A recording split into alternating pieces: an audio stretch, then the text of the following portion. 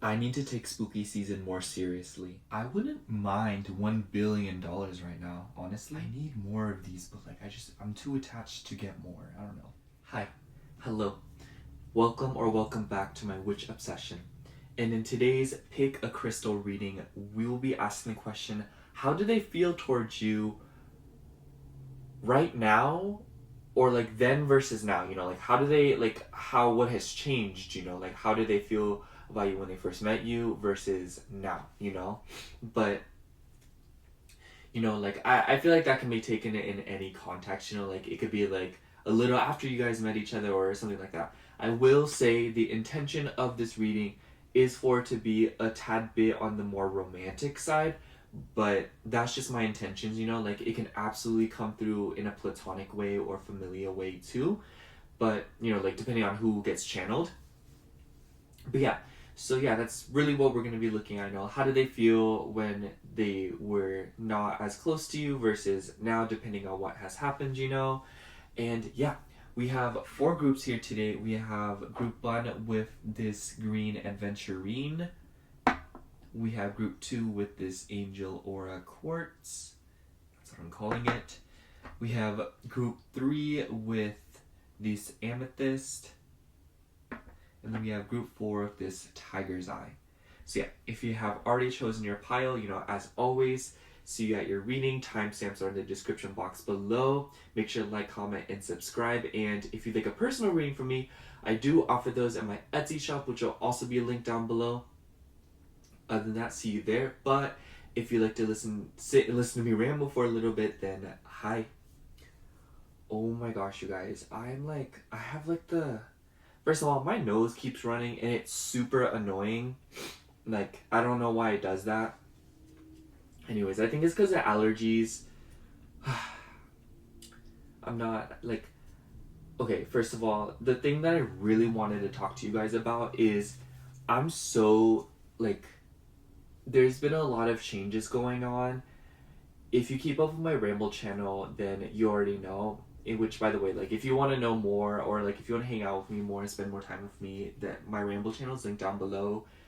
Anyways, I just a lot of changes have been going on, and I've honestly been this retrograde cycle has really been having me thinking about the future a lot, as they usually do. But I feel like I'm kind of fighting it in the sense that I know what I'm doing right now is something that I really care about, and if it has no longevity, then we will deal with that whenever time's up. But in saying this, I've been kind of realizing that I shouldn't have to beat myself up over too much of what's going on right now, because it's very obvious that it's just changes that need to happen, and that the changes that are going on right now are changes that would have happened inevitably. And obviously, that's just kind of duh.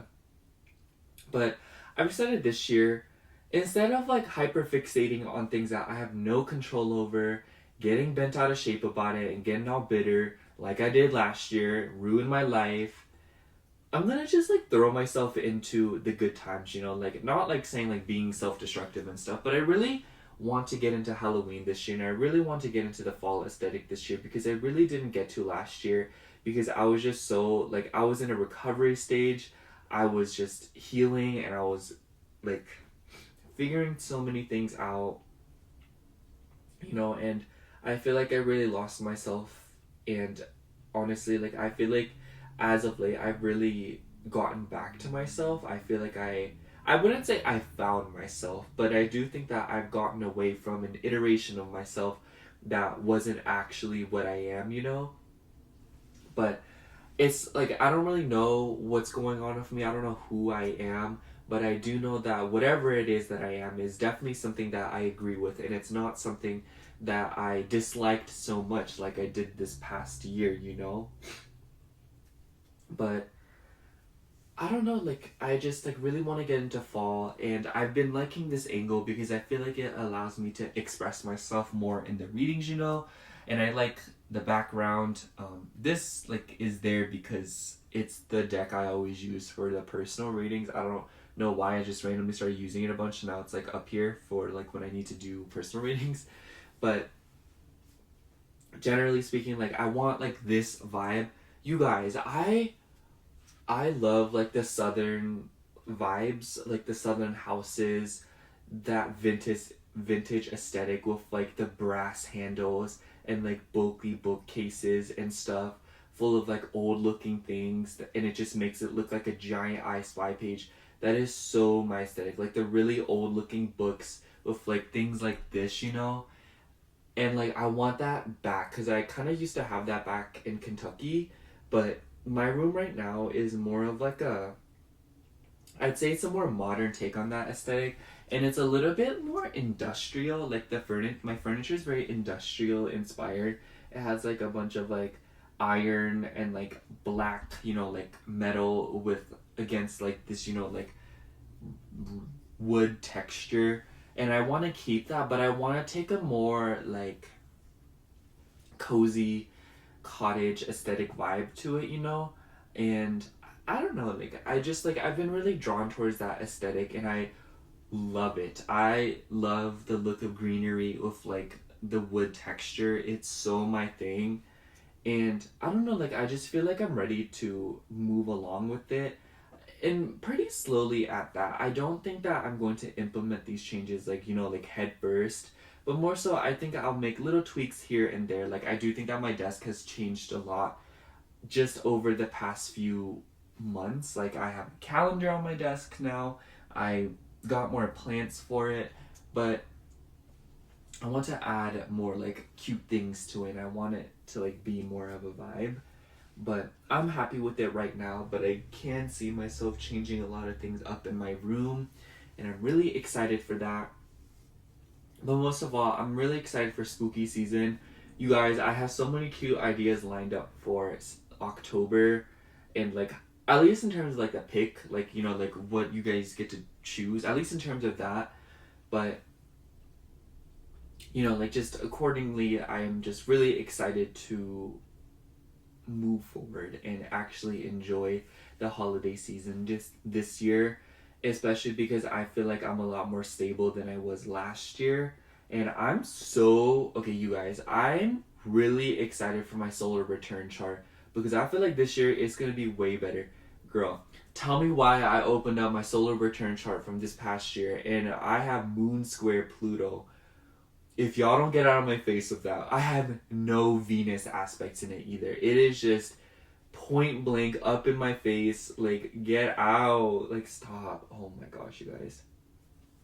I'm so tired of it. I love being a Scorpio, but my gosh, I hate being a Scorpio. Like, there's no other sign that I would rather be, but gosh, I don't even know, you guys. But, anyways. But yeah, I feel like my motto and like what I've been trying to practice a lot as of late is to live a bit more superficially and to not take things so seriously, to read so much into it and to think so much of it, which there is a time and place for that. But I just feel like I've done it so much this past year that it just completely, like I completely missed out on what makes living life so enjoyable and so much fun, you know, at least for me, because it's like, yeah, like I figured out a lot of wounds and inner child things, which is great, but also it's just like that was like at the cost of just like good times, you know. But at the same time, I don't think that like I actually missed out on anything, because like I feel like last year, like my friend groups, like I didn't have like good friends like I do this year. I wasn't friends with people that I really liked.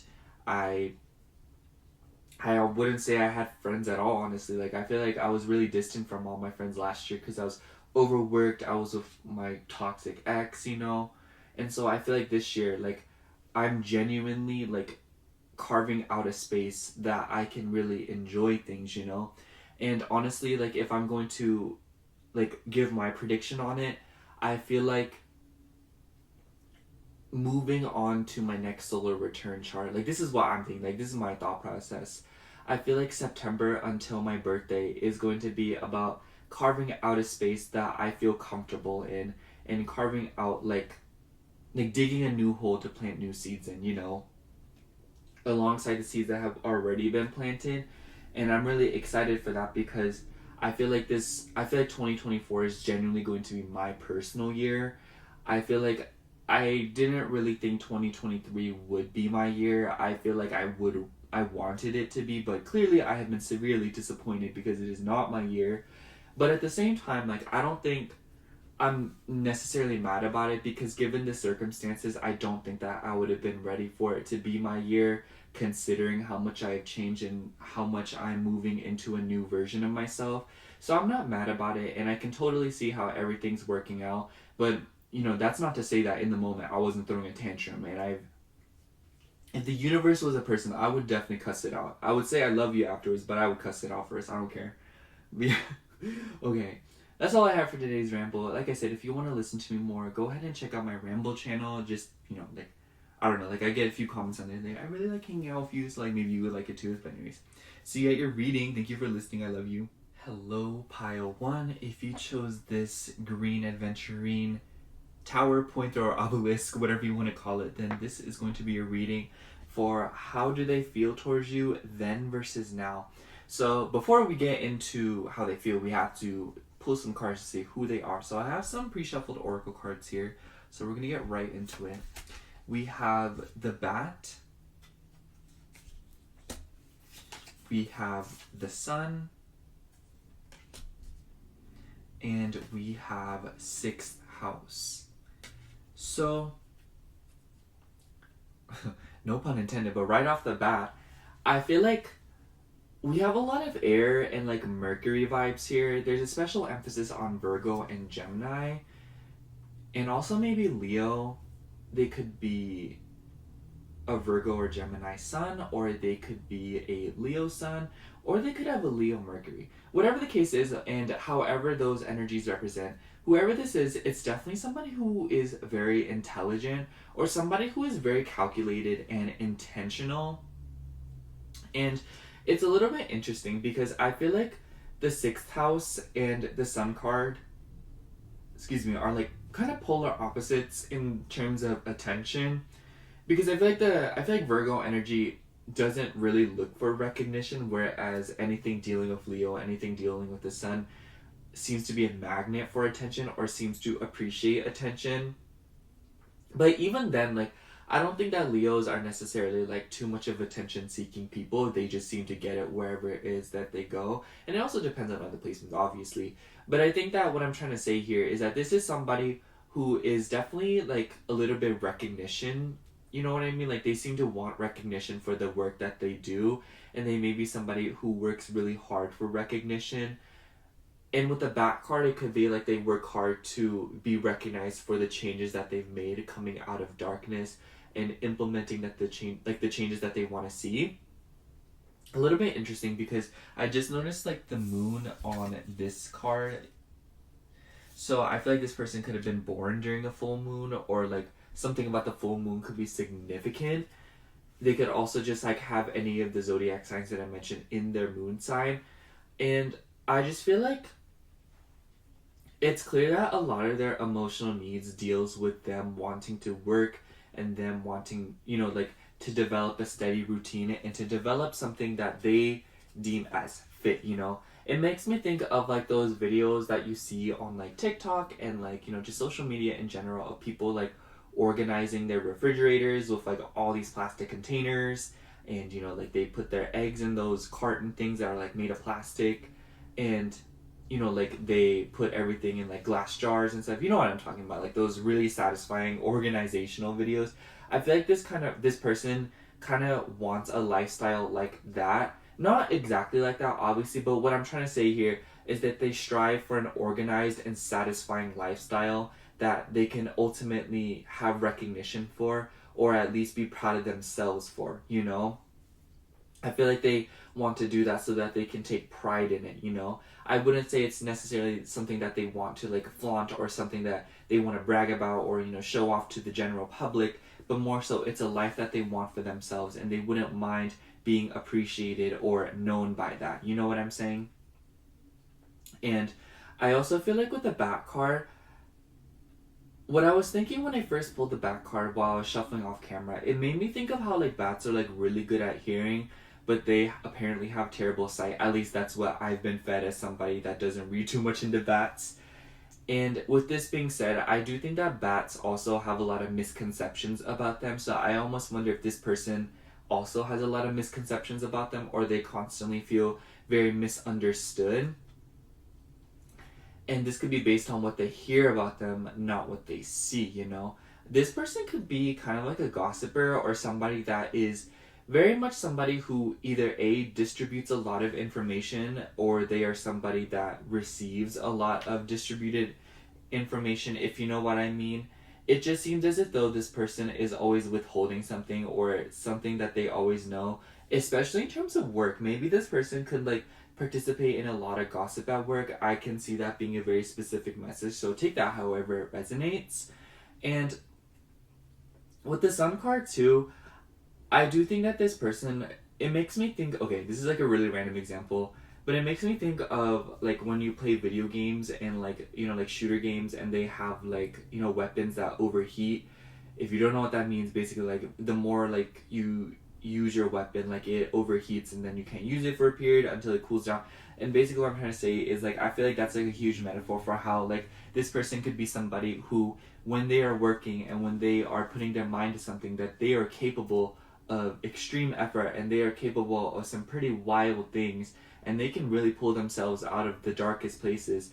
But I also think that when this person experiences burnout, it is severe burnout. Like they are not capable of anything during that burnout. You know, they can't even cook for themselves, and I feel like this person like could suffer like from a lot of like changes, especially if they do have Virgo in their chart. I feel like any Virgo energy is just like they're always like changing, they're always going through something, because Mercury is such a fast moving planet. And they could really be any air sign with the back card, so they could be a Libra, Aquarius, or Gemini, sorry. They could have those in the 6th house, they could be that in the sun or moon, maybe the rising. An air sign in the 6th house, I actually don't know what that'd be, but they could be like, you know, they could have air in the 6th house. And generally speaking, I also feel like this person's a huge charmer, or somebody that is just very charming to talk to. I think that like this kind of goes hand in hand with like the whole burnout thing, in the sense that like if they want to be a charmer, they can be a charmer. But if they don't want to be a charmer, they are literally like a spawn from the underworld, if you know what I mean. But you know, like I said, like if they want to be charming, like they can really put it on, you guys. Like they can be really nice, and they can just be like a total blast to be around. But then other times I feel like they are just like literally insufferable.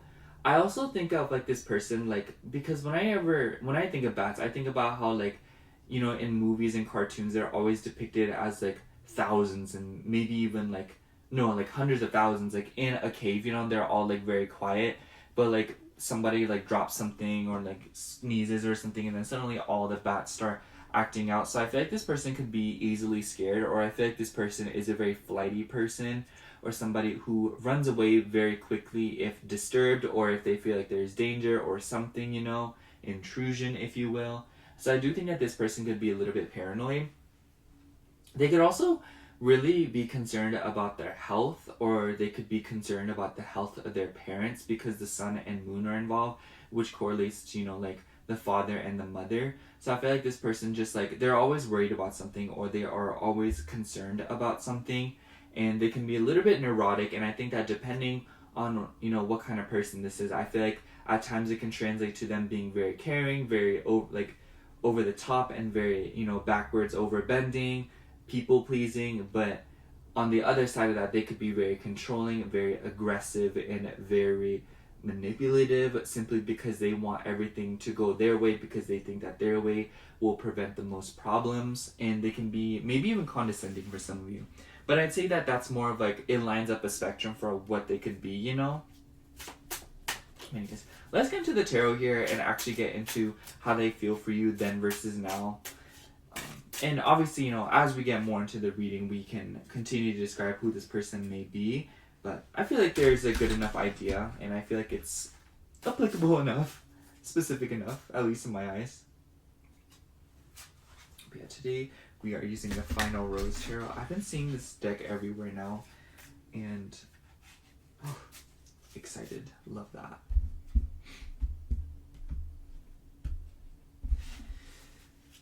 How has pile 1's person felt towards pile 1 then versus now? This person definitely overthinks you guys. How has pile 1's person felt then versus now? How has pile 1's person felt then versus now? Okay, the deck's ready, you guys. Bottom of the deck, we have Knight of Roses with the front runner, which is the Knight of Wands. And then we have, I'll name them by like the typical Rider-Waite name, but we have the 8 of Swords within your head. We have the Fans.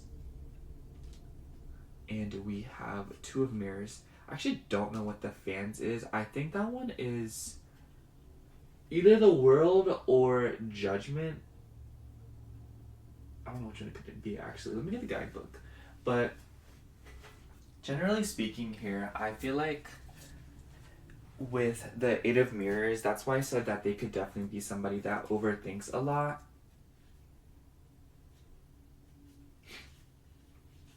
Yeah, it is the World. I was right. Anyways, I just feel like with the 2 of Mirrors and the 8 of Mirrors, you're gonna hear me swap between Mirrors and Swords, so I apologize. But I just feel like this person, like, you see what I mean? Like, even, like, the way that I'm talking, like, I didn't even realize until now. I feel like I'm, like, kind of going in circles, or I feel like I'm, like, kind of, like, sitting here, like, being like, oh, like, you know, like, this person's, like, an overthinker, you know? Like, the way I'm talking, like, I feel like it kind of is a reflection of this person's behavior in the sense that, like, they seem like they're going to initiate something, they seem like they're going to start something, but they never do, or when they do, it's very sloppy, it's very, like, uncoordinated. And I definitely do think that, like, a big, like, how they have felt towards you then versus now, I do think that closer to when they first met you, they were a little bit more decisive, or they were a little bit more sure. If that's not the case, I just feel like, basically what I'm trying to say here is I don't really see how they started feeling for you when they first met you. I don't really see a lot of their first initial opinions of you. But what I can see is that over time they have become gradually more and more confused and more unsure to an exponential level, I must say. Like, 8 of Swords with 2 of Swords, that is crazy indecisive energy, y'all. Like, but with the Knight of Roses on the bottom of the deck, Knight of Swords, whatever, Knight of Wands, wow. I just definitely do feel like this is a huge, like, nudge towards how they felt towards you in the beginning of things, in the sense that, like, I feel like when they first met you, they were very excited. I felt like they felt like they were going somewhere.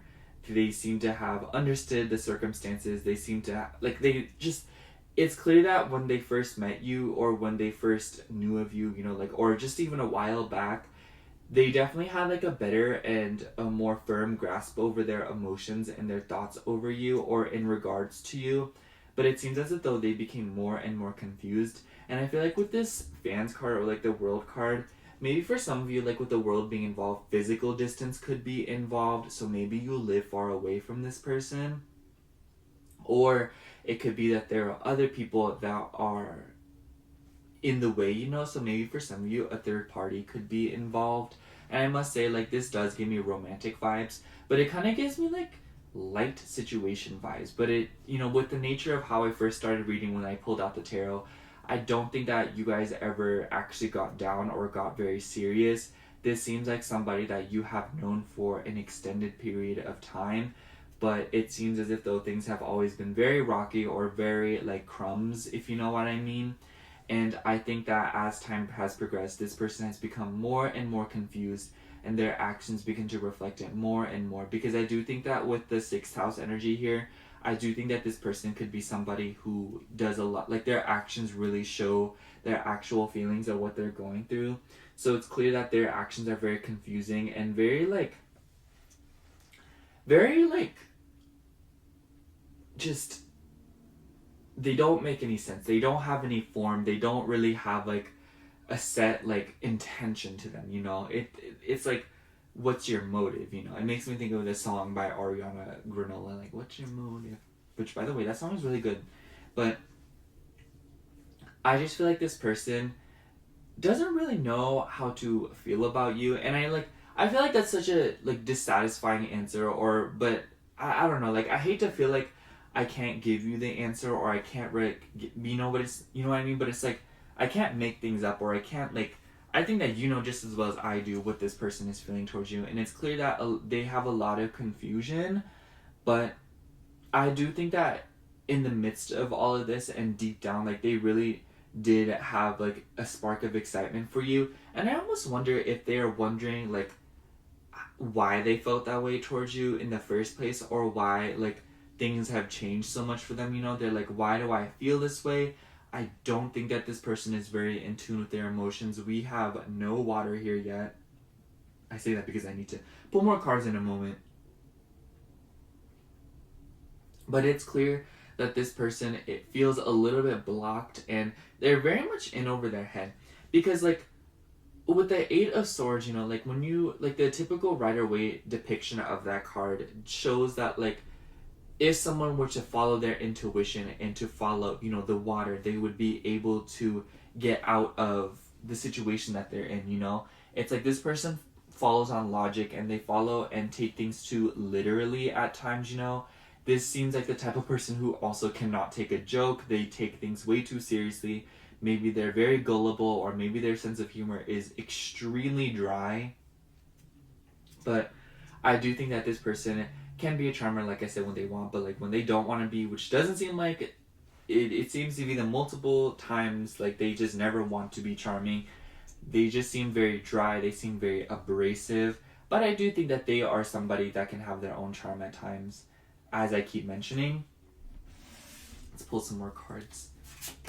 We also have Nine of Rings with Influencer.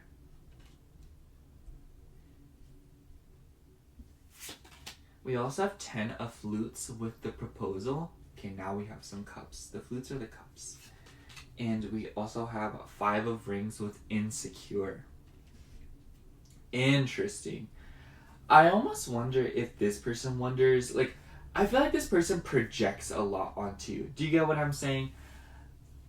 It makes me think of people, like, it makes me think of, like, okay, this person doesn't have to be a narcissist.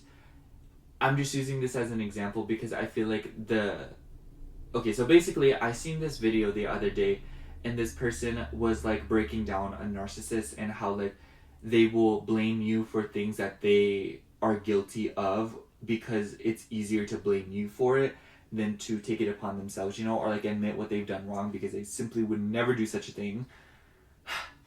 And I feel like that's like, so this person, you know, like once again, like I want to disclaim, like once again, like this person doesn't have to be a narcissist. They could be for some of you, but like generally speaking, like they don't have to be.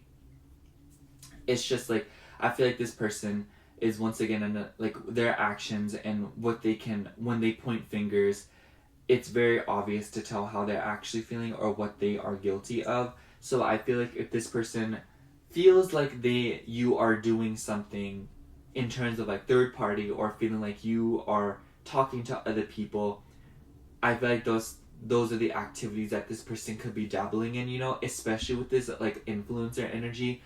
This person definitely feels like you are a very charming person, or they feel like you attract a lot of people, or that like you attract way more people than they attract, even if that's literally not the case, you know. That's just how they feel. Especially with the Eight of Swords. I feel like the Eight of Swords is just like the most important card in this entire reading, because it really gives way to what kind of person this is, and how like a lot of their actions can be very clunky and very misguided because they are simply in their own head, and they can get stuck in their own head because they don't communicate and they don't really like allow their thoughts to come out. And even if they do communicate, it just confuses them even more because they take opinions of others a little bit too seriously. I don't think that this person can handle criticism very well, and maybe they seem like they can, but I think that at the same time they probably get like, they're a very good actor, you know, because at the Five of Rings, which by the way is the Five of Pentacles, I think that like no matter how this person comes off, they are in fact very hard on themselves, and they're very self-critical and very insecure. And I almost wonder if this is like one of those people that like feels like they need to talk to multiple people, or they need to get gratification through the influence of other people, i.e., you know, like hookup culture or anything of that nature, you know. like just turning to very materialistic things to cope with like their insecurities and stuff like that. And obviously that's when this person is misbalanced, or they are off balance or off kilt. But more so like, you know, it's just like, it's one of those things. I think that there could be different iterations of it, but I feel very comfortable saying that this seems to be a very materialistic person and somebody who turns to blatant hedonism or very unsustainable things in order to fill a void deep within them, because it seems to be all that they know. I almost feel like with the 10 of flutes, because the proposal card is kind of like, it's kind of a like a sore thumb. Is that the, like, sticks out like a sore thumb? I don't know what it was called. But, you know, it sticks out quite, it's like a very ostentatious card in a reading like this, because it seems to be very different from the other card. And I feel like it's interesting because it seems as if though like a proposal has already been made, or if it is unsure if a proposal should be made. So I feel like the proposal seems to be kind of like the end goal here in terms of like proposing something. I don't think that for all of you it's like proposing like a literal relationship or a commitment, but more so proposing like, hey, like, are we just friends? You know, like, or are we just like, you know, like whatever it may be, you know, like basically setting things in stone and clearly defining the relationship, you know. But I do think that with the 5 of rings here, it seems as if they'll like, maybe communication has been a little bit sparse, especially with the 2 swords cards we have here. 2 of swords, 8 of swords, you already know. I think that this person feels like they are never sure when you're going to talk or when they're going to talk to, you know. And once again, it's a sense of like, they don't know when you're going to talk, but it's more so on their part, but it's easier to blame you for it. And I don't know, like, I also feel like I'm starting to feel really drained from this reading, because I feel like this person's energy can be very exhausting, or like this connection like is very exhausting. Like I feel like this situation is just very exhausting for both parties involved. And it's clear that like this person has become more and more insecure with time. It makes it, oh my gosh, you know what it makes me think of?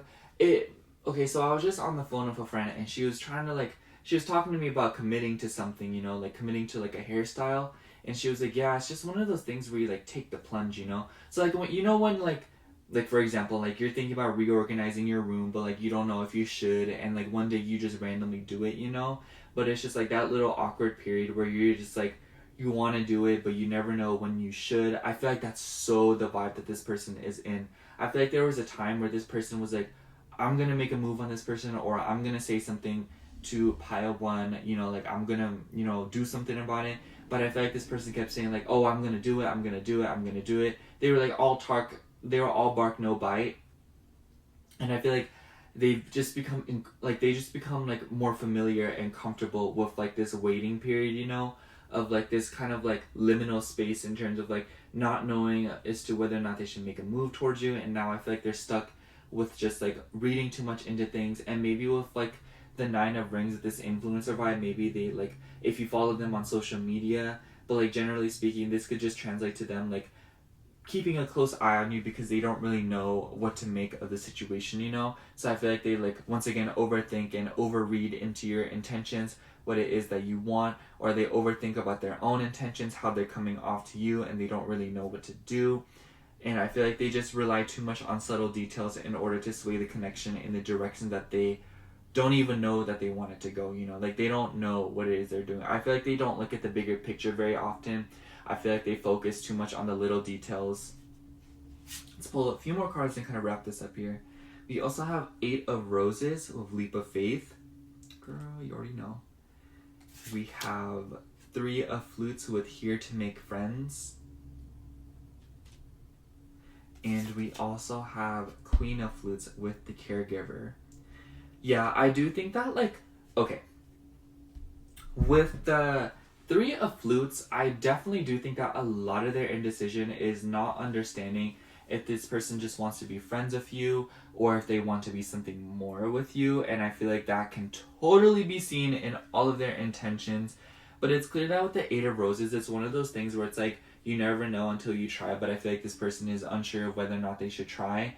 But one thing is for sure is that with the Eight of Roses combined with the Three of Flutes and Queen of Flutes, I feel like the Three of Flutes honestly kind of like reiterates that third party fear. This person could be nervous that you are in a third party vibe, but they could be in a third party vibe themselves, you know? I think that whatever it is that they feel for you now, they are doing themselves, or that they are just simply insecure about it.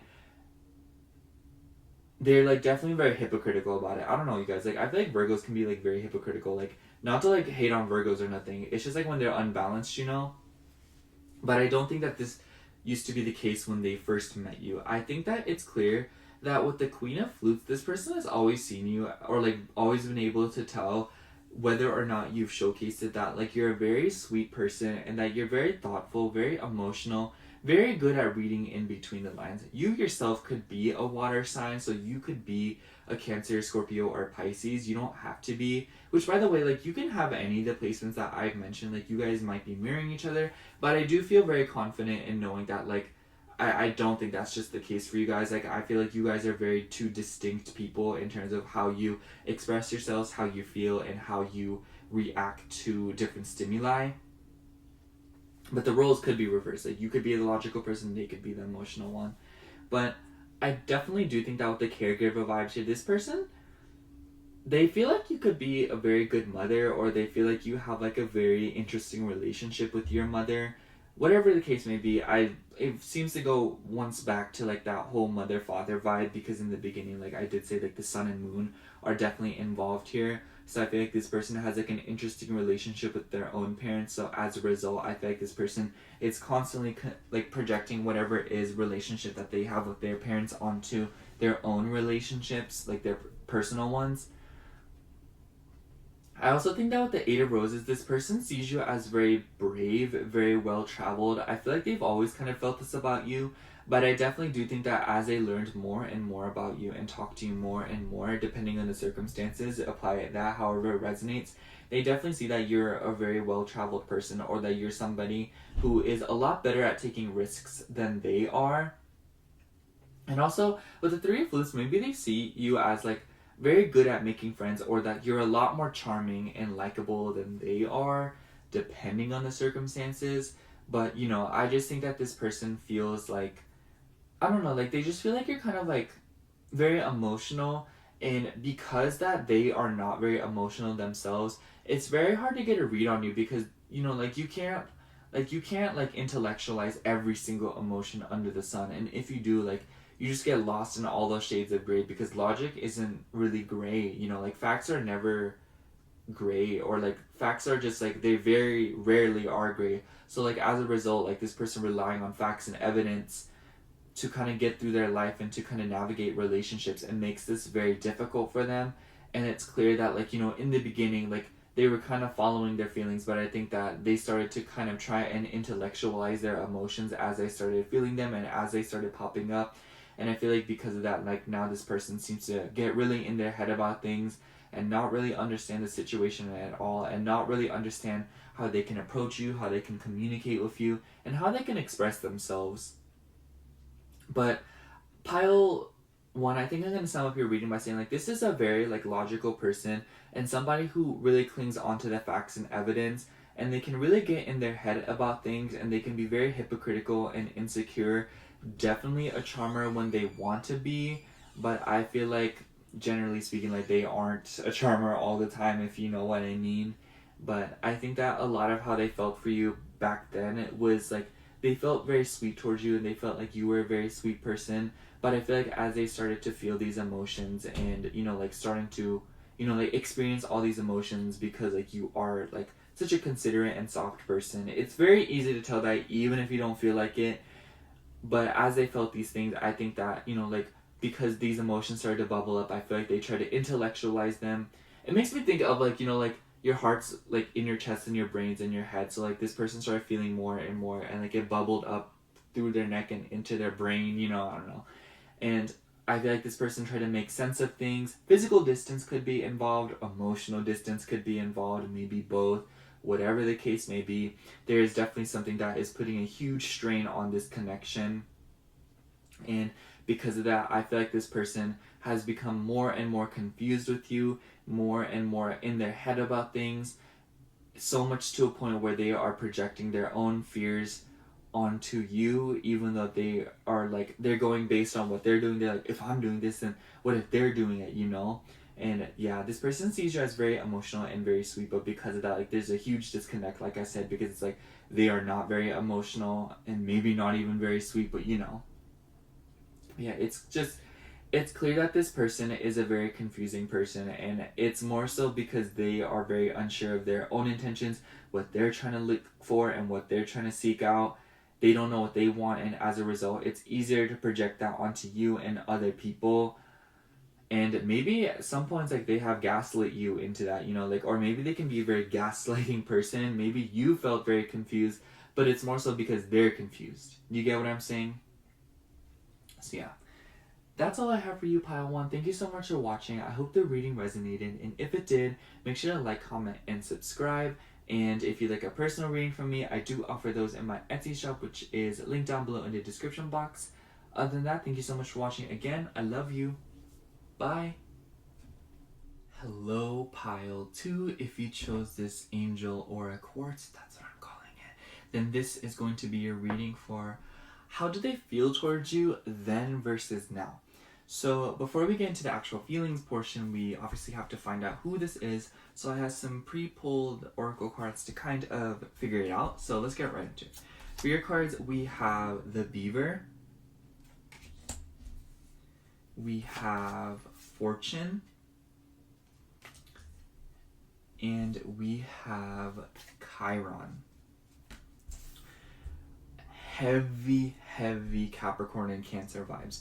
Also, I wanted to say, with the Chiron and Beaver card, this person could be like the opposite of you in terms of zodiac sign. So if you're like, for example, if you're a Cancer, they could be a Capricorn or vice versa. Or if you are an Aquarius, they could be a Leo. If you are a Sagittarius, they could be a Gemini. You know, it's just like the sister sign. So like if you're a Pisces, they could be a Virgo. But the reason that I'm saying that is because I feel like with the Chiron card, it seems as if though this person is a very polarizing energy in your life, and the way that they present themselves to you has probably been very confusing for you. And I feel like above all else, this is a very triggering person for some people, maybe even you. But I also think that this person is somebody who is very healing for you. Whatever the case may be, I just think that this person is definitely somebody that has a lot of healing to do themselves. That could be taken in a rude way, honestly, but honestly speaking, like with the Fortune and Beaver card, it's clear that this person works very hard in some aspect of their life, perhaps maybe for very earthly things. I do think that there's an extra emphasis on the earth signs with the Beaver card. Like I said, they could be a Capricorn, but they could also be a Taurus or Virgo. And also, I don't know why, Cancer energy just felt very significant too, because there was four of these little creatures, and the number 4 always makes me think of Cancer because it's the first zodiac sign.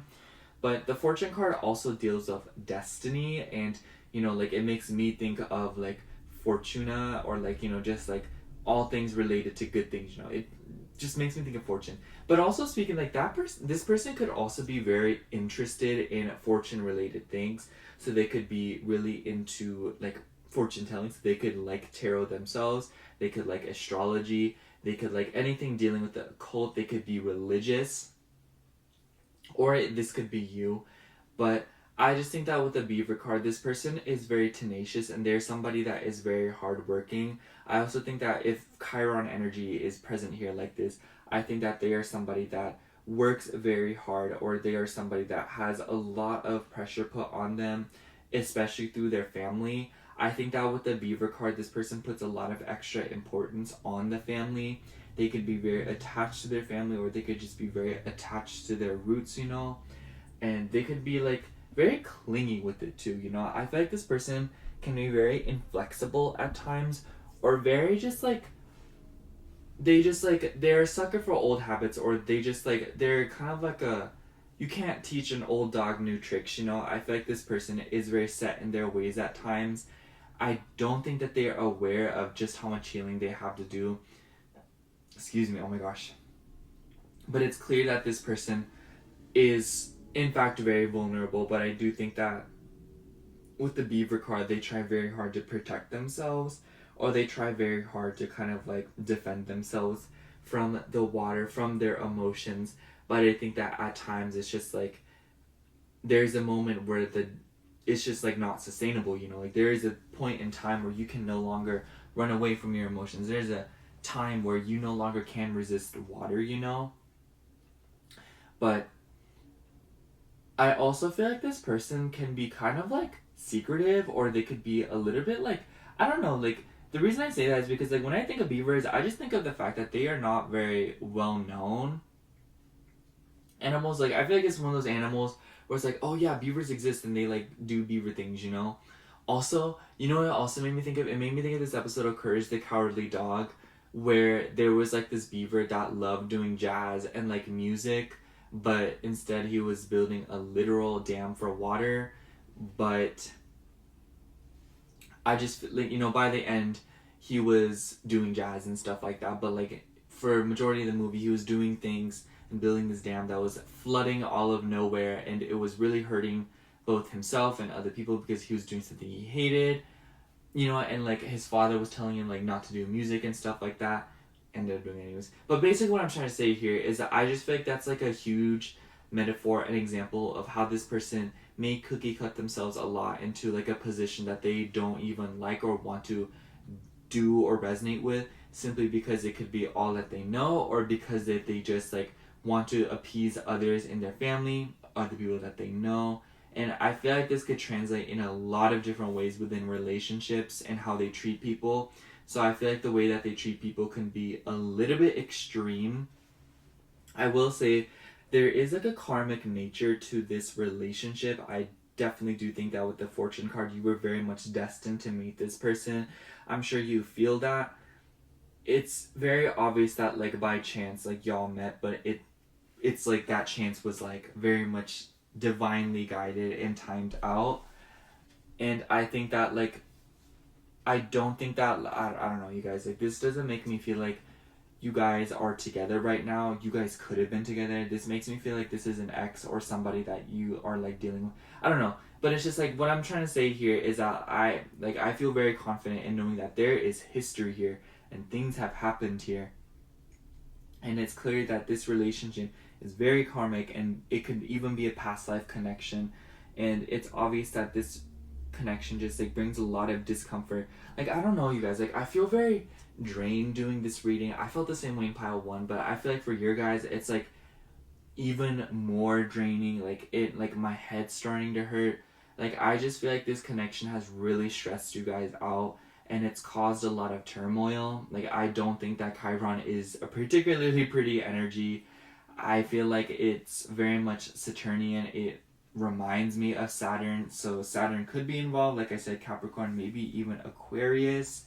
But you know, I just think that like this person they've dealt with a lot, and they have gone through a lot in regards to their family. And I think it's very interesting how I keep bringing up their family and what it is that they need to heal from, what they're doing, whatever the case may be. But it's interesting how I keep bringing all of these things up instead of like their actual identity, who they are, you know, what are their defining traits. I just feel like this person hyperfixates and over-identifies with the things that they deal with, or the things that they are like associated with, you know.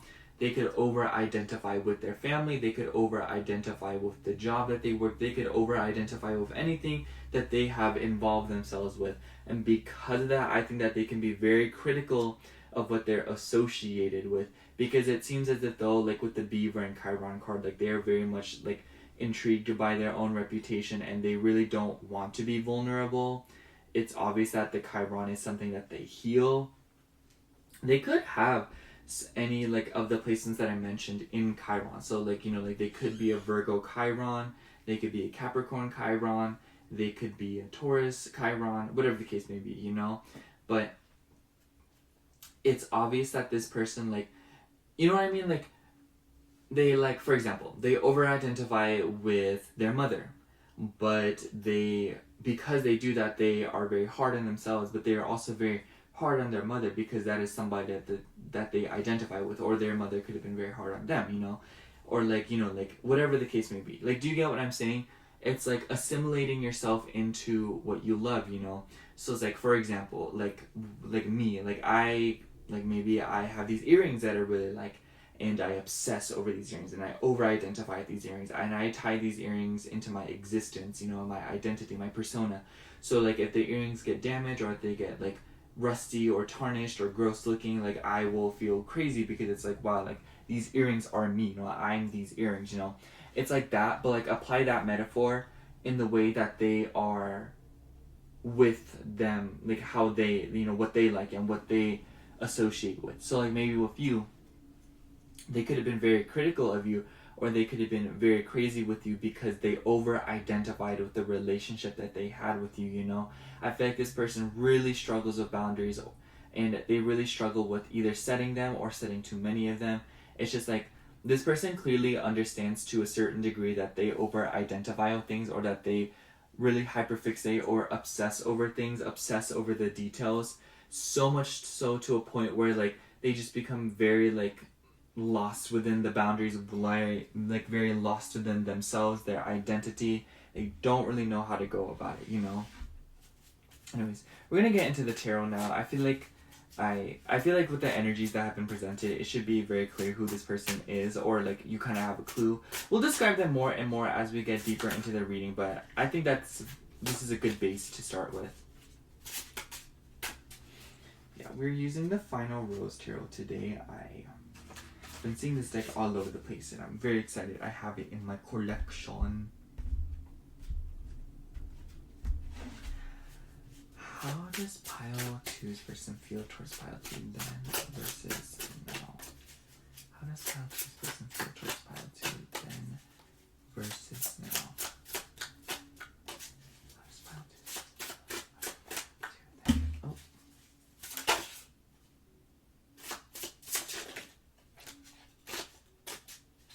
How does pile 2's person feel towards pile 2? Oh. Okay, the deck is ready to spill tea. So we have a few different cards here. So we got the contestant in reverse. It also kind of came out upright. It was like kind of sideways. So I'm just going to take it in the reverse because I feel like it kind of makes sense. We also have King of Roses with the executive producer, which is the King of Wands. And by the way, the contestant's the Fool. And then we have the Bachelor, which is the Emperor. I definitely feel like, okay, you guys, it seems as if though, like, with the energies that have been present here, this person has had a lot of struggles with their family. I think that there's an emphasis on the family here. This person could have had, like, a very strange or very difficult and damaging relationship with their parents, especially the father because of the Bachelor, maybe the mother, but there seems to be an emphasis on the father here.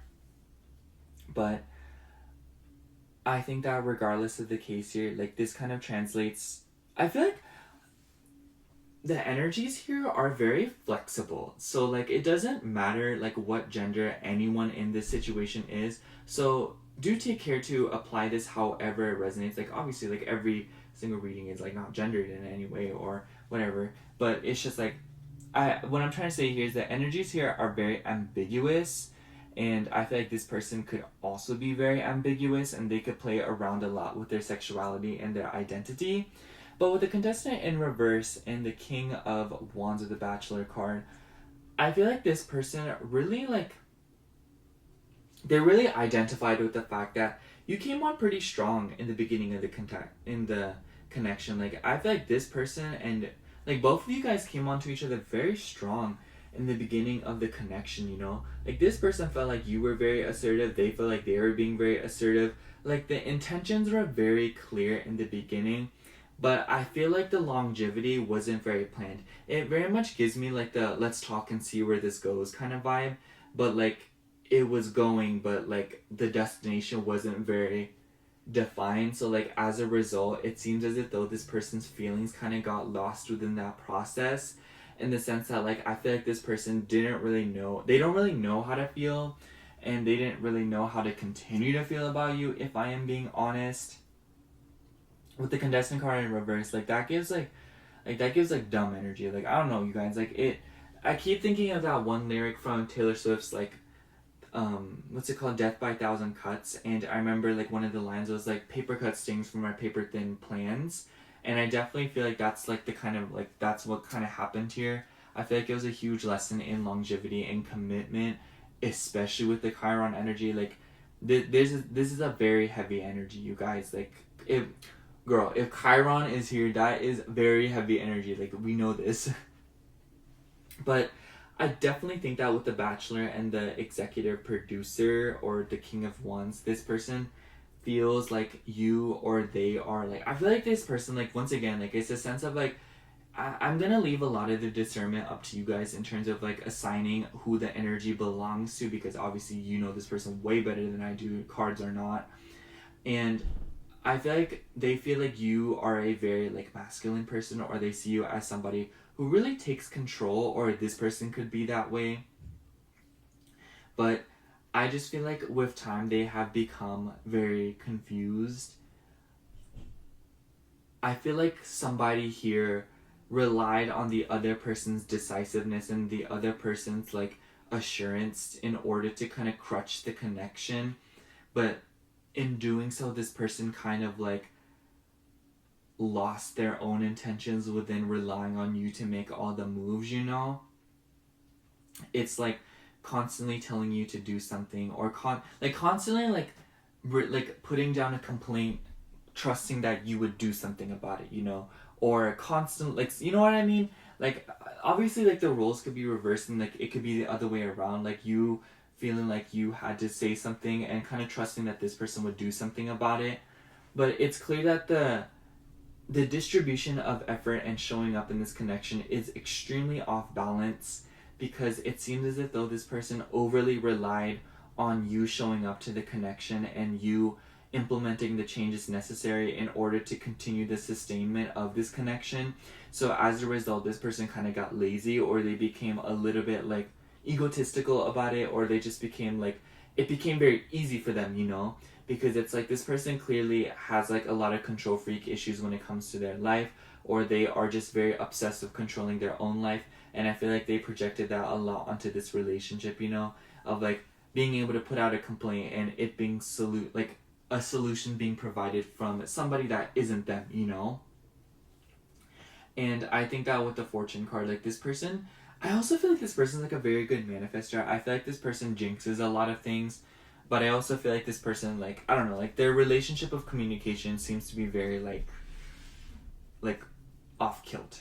Anyways, let's pull some more cards. Oh, and on the bottom of the deck we have the Cocktail Party. I'm actually not too sure which card that is, so I'm going to pull out the guidebook real quick to see which one it is. So yeah. Cocktail Party.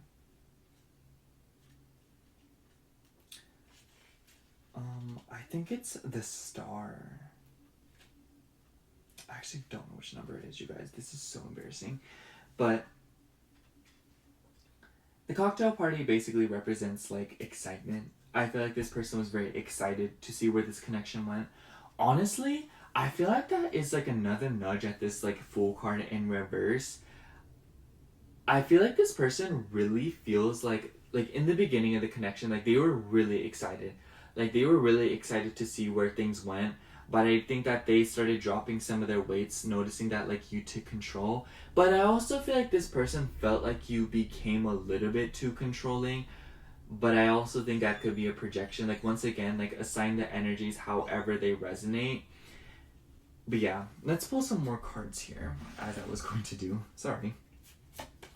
We also have 8 of Rings with Camera Guy, which is, the rings is the pentacle suit. We have number 13 with the End.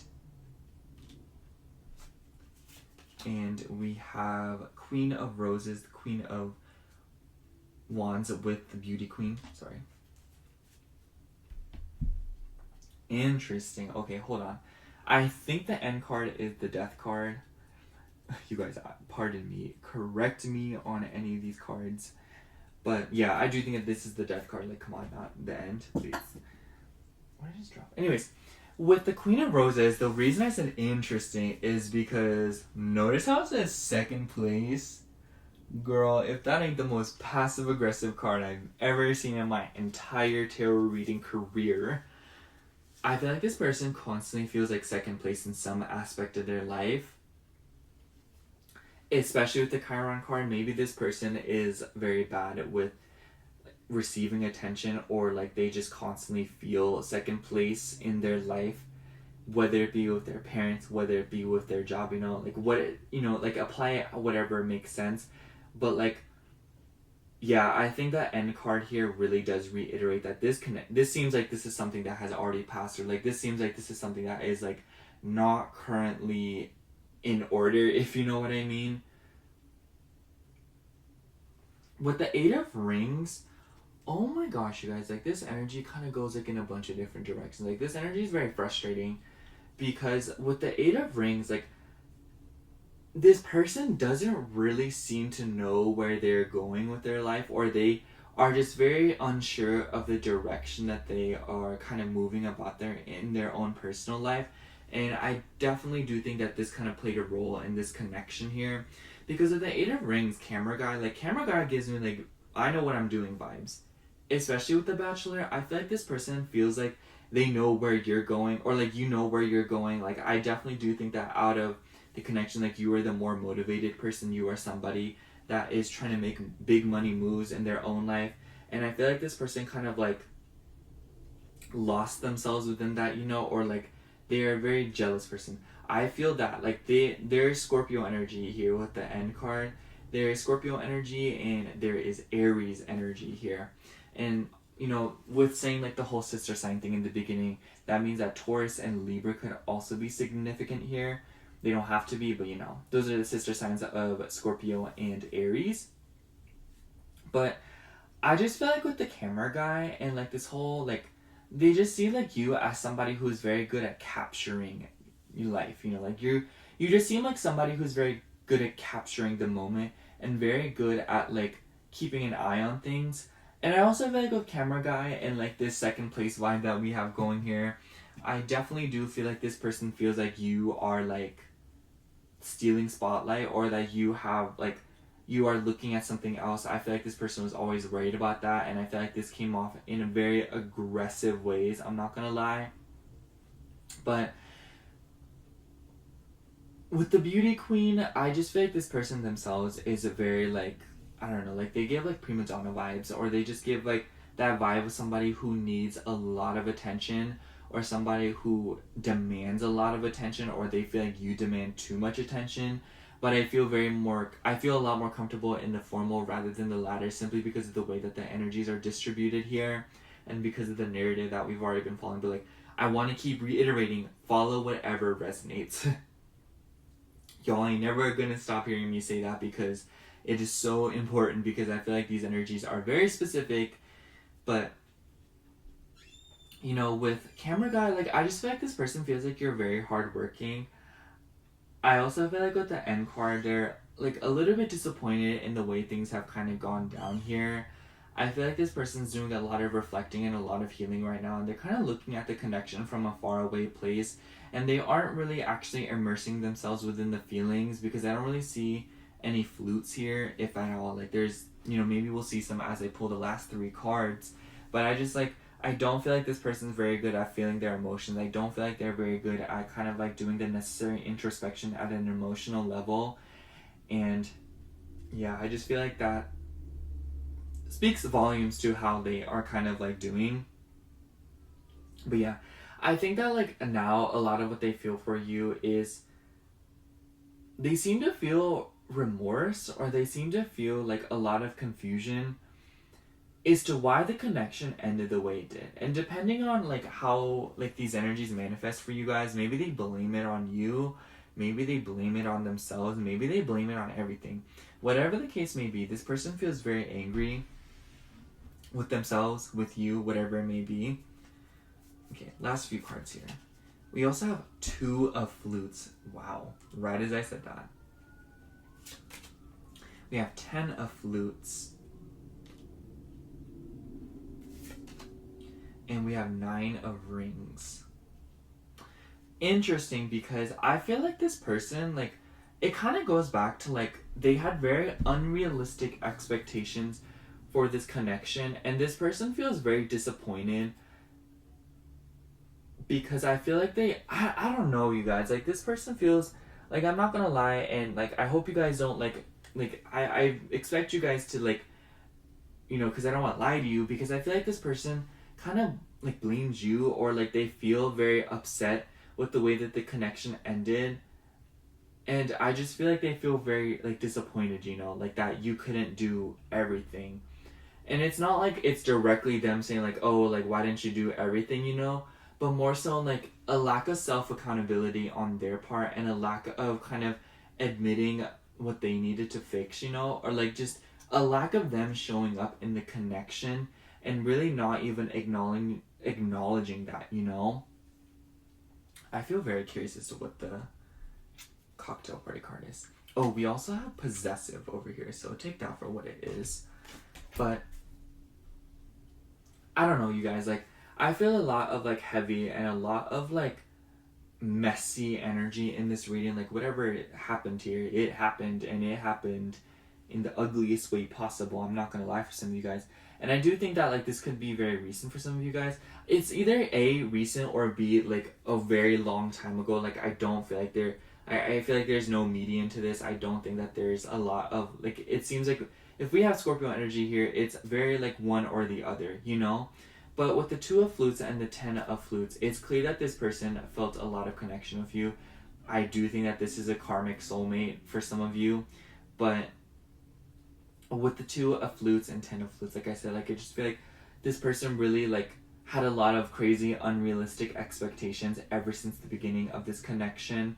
With the contestant in reverse, like, I feel like they felt like they could see you guys getting married and stuff like that, but it's just like they can't expect that to happen without them doing the work on themselves, And I don't know, like, I think I'm just gonna sum up your reading pile 2 by saying, like, whoever this is, it's somebody that has a lot of healing to do, and they are a very hurt soul, and they are somebody that has dealt with a lot of things that are not even their faults, and it's clear that they have a lot of big responsibilities in this lifetime. They're a very earthy person, and somebody who just over assimilates things and over identifies with things, and kind of takes things very personally very frequently.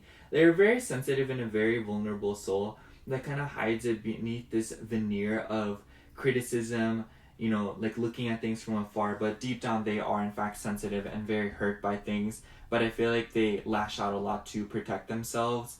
And I feel like a lot of how they felt when they first met you was a lot of excitement, a lot of hope for things that they maybe felt like couldn't ever have.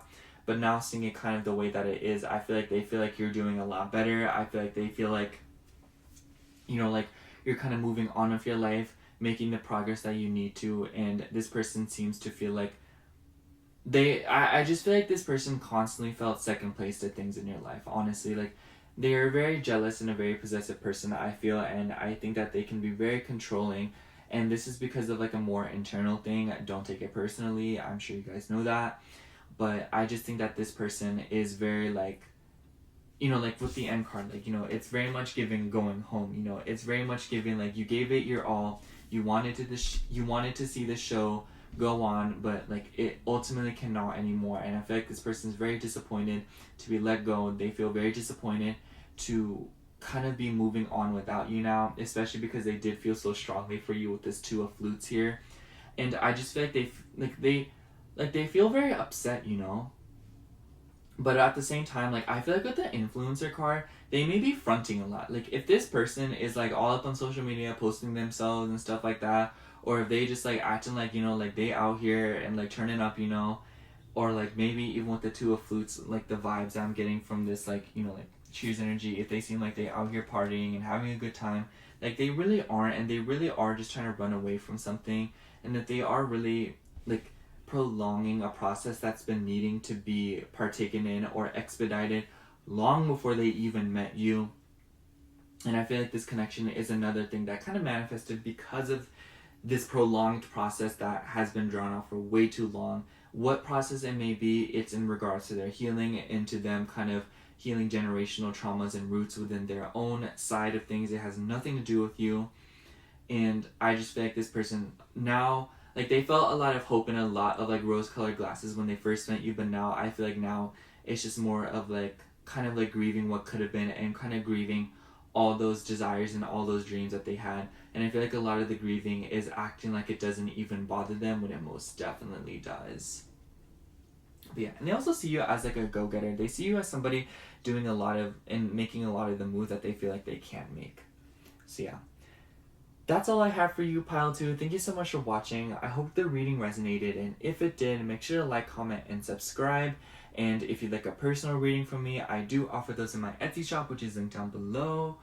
Other than that, thank you so much for watching. Again, I love you. Bye. Hello, Pile 3. If you chose this amethyst, point, obelisk, or tower, then this is going to be your reading for how do they feel towards you then versus now.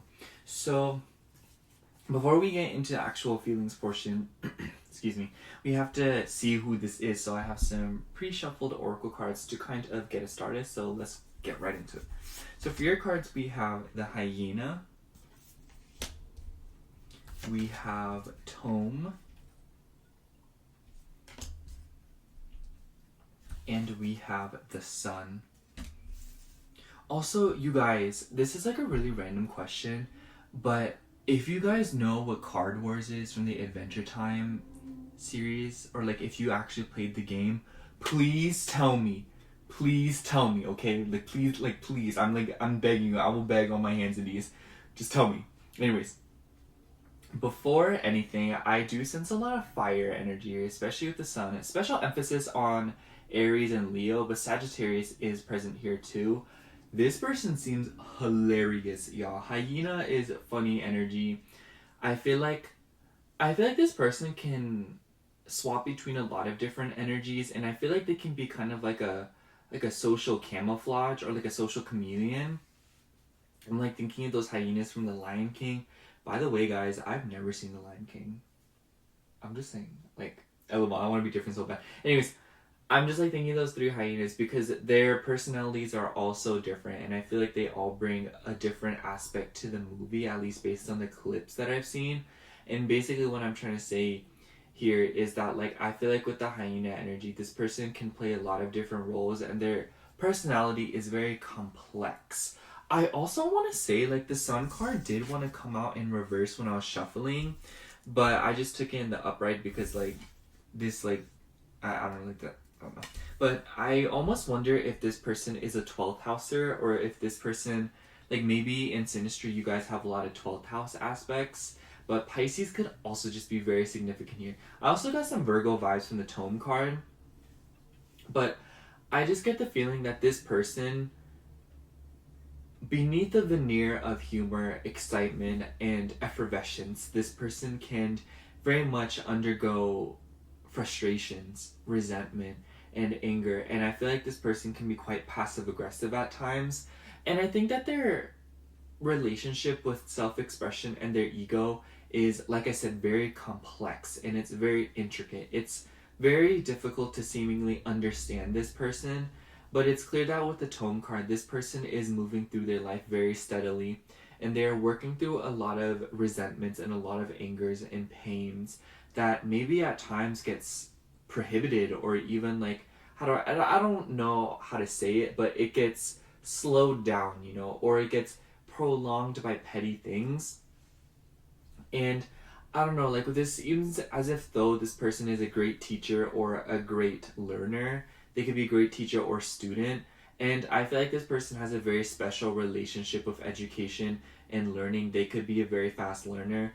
Above all else, this is somebody that is extremely intelligent, whether they kind of come off as that or not. I know that with the Sun card being here at all, combined with the Tome card, it's clear that this person is very smart, especially with the Hyena card. Like, I feel like anyone that's humorous or anybody that's truly funny, like, has a really good understanding of, like, a bunch of different things going on, you know, like, they're a very educated and updated person, because I feel like in order to actively practice sarcasm and satire, you have to have a very good understanding or at least like a personalized and understanding at all of what it is that you're trying to poke fun at, or make, and like just make fun of or express, So I feel like this person is very intelligent, and I feel like they have a very dry way of talking sometimes. I feel like at times it can be very satirical, but like I said, I think that can also translate into them being a little bit passive aggressive.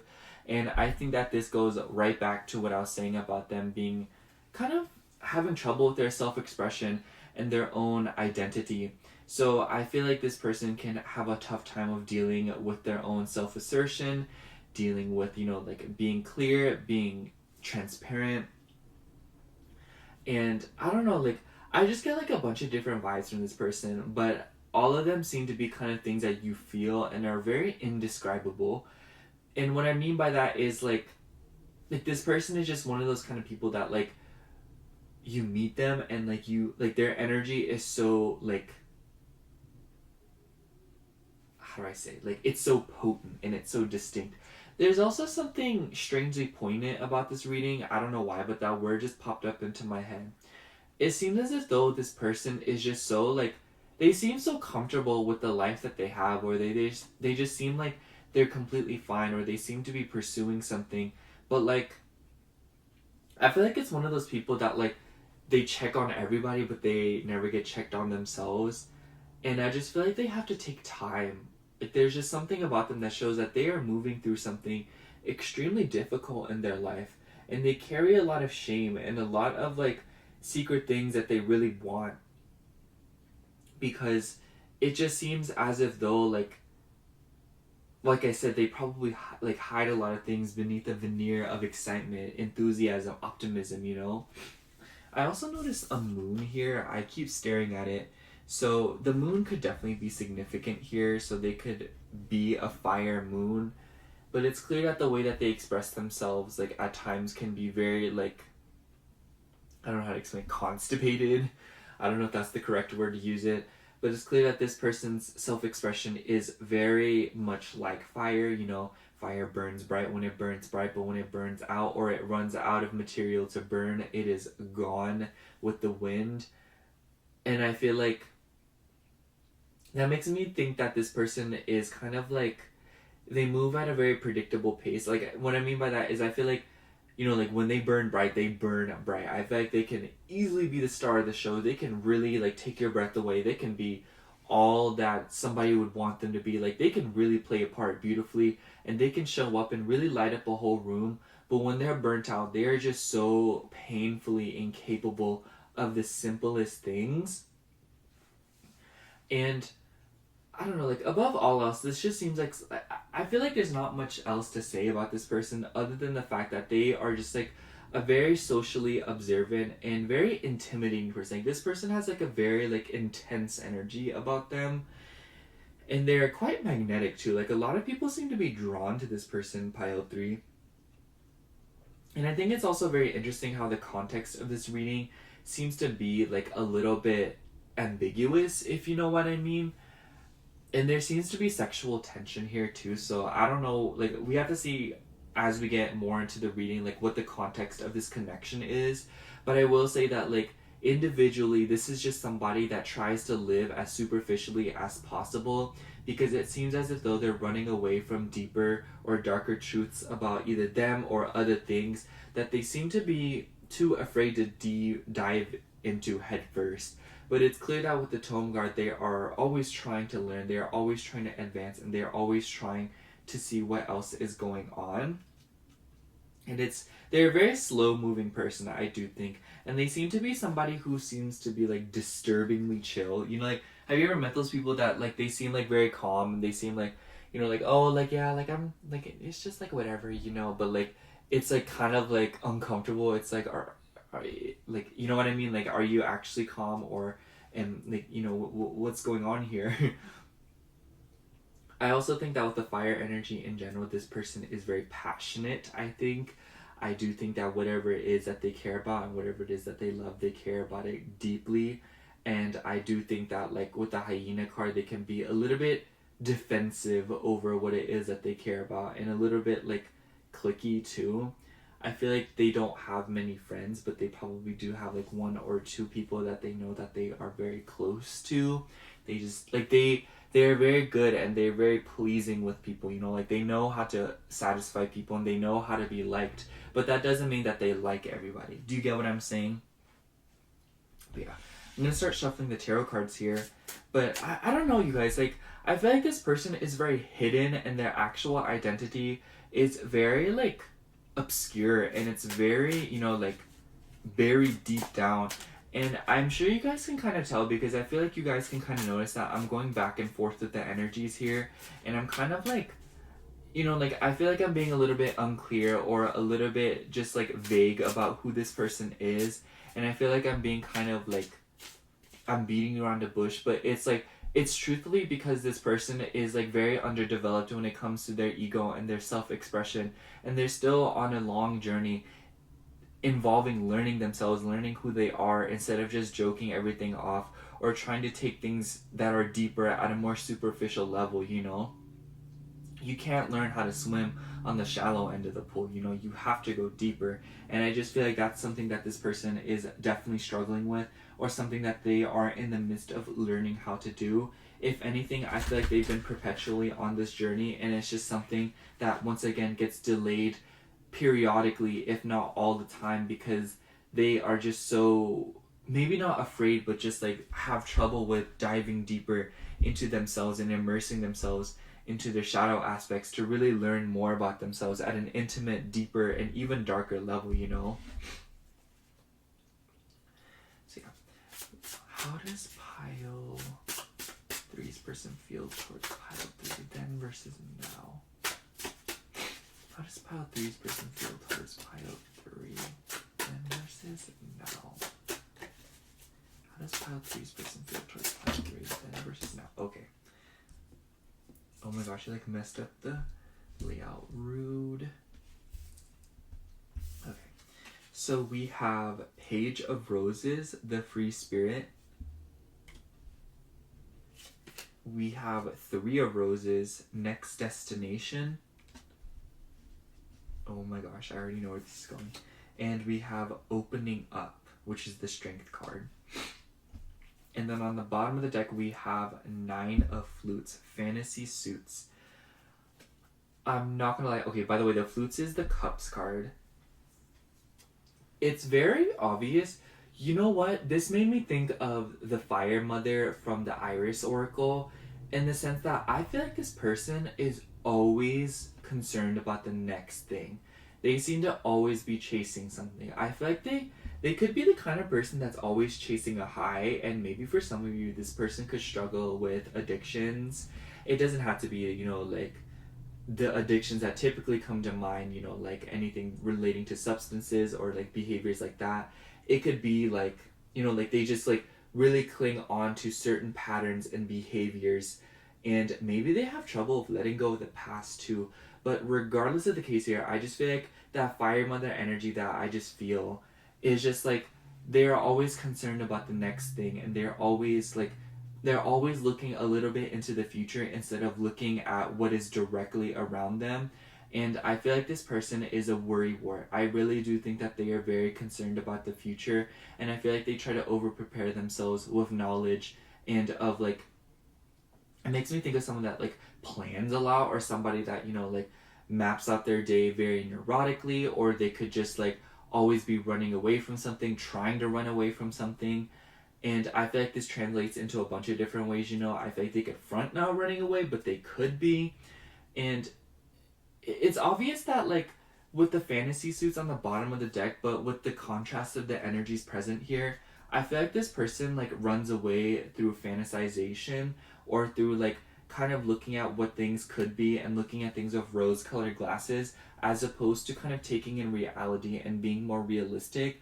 And not saying that there's anything bad with fantasizing and being delusional, but I feel like this person does it so much to where maybe at times they even dissociate with the reality and with their present, and it's like they disconnect from their body. And I feel like because of that, it can translate into very self-destructive behaviors, or things that are just not good for either them or the people around them. Especially like with like this Page of Roses, I feel like this person's a very curious individual, but I feel like sometimes this curiosity can drag them to do some very reckless things, you know? Excuse me. And I feel like at times it can be a little bit compulsive about it too, in the sense that like I feel like this person, like once they want to know about something, or once they are a little bit, you know, what's the word? Oh my gosh, I'm trying to think of the word. It's like when you're really inquisitive, there we go. When they're very like intrigued by something, or when they want to inquire, or they just feel very inquisitive about something. And like I feel like curiosity is really something that gets them into a lot of trouble.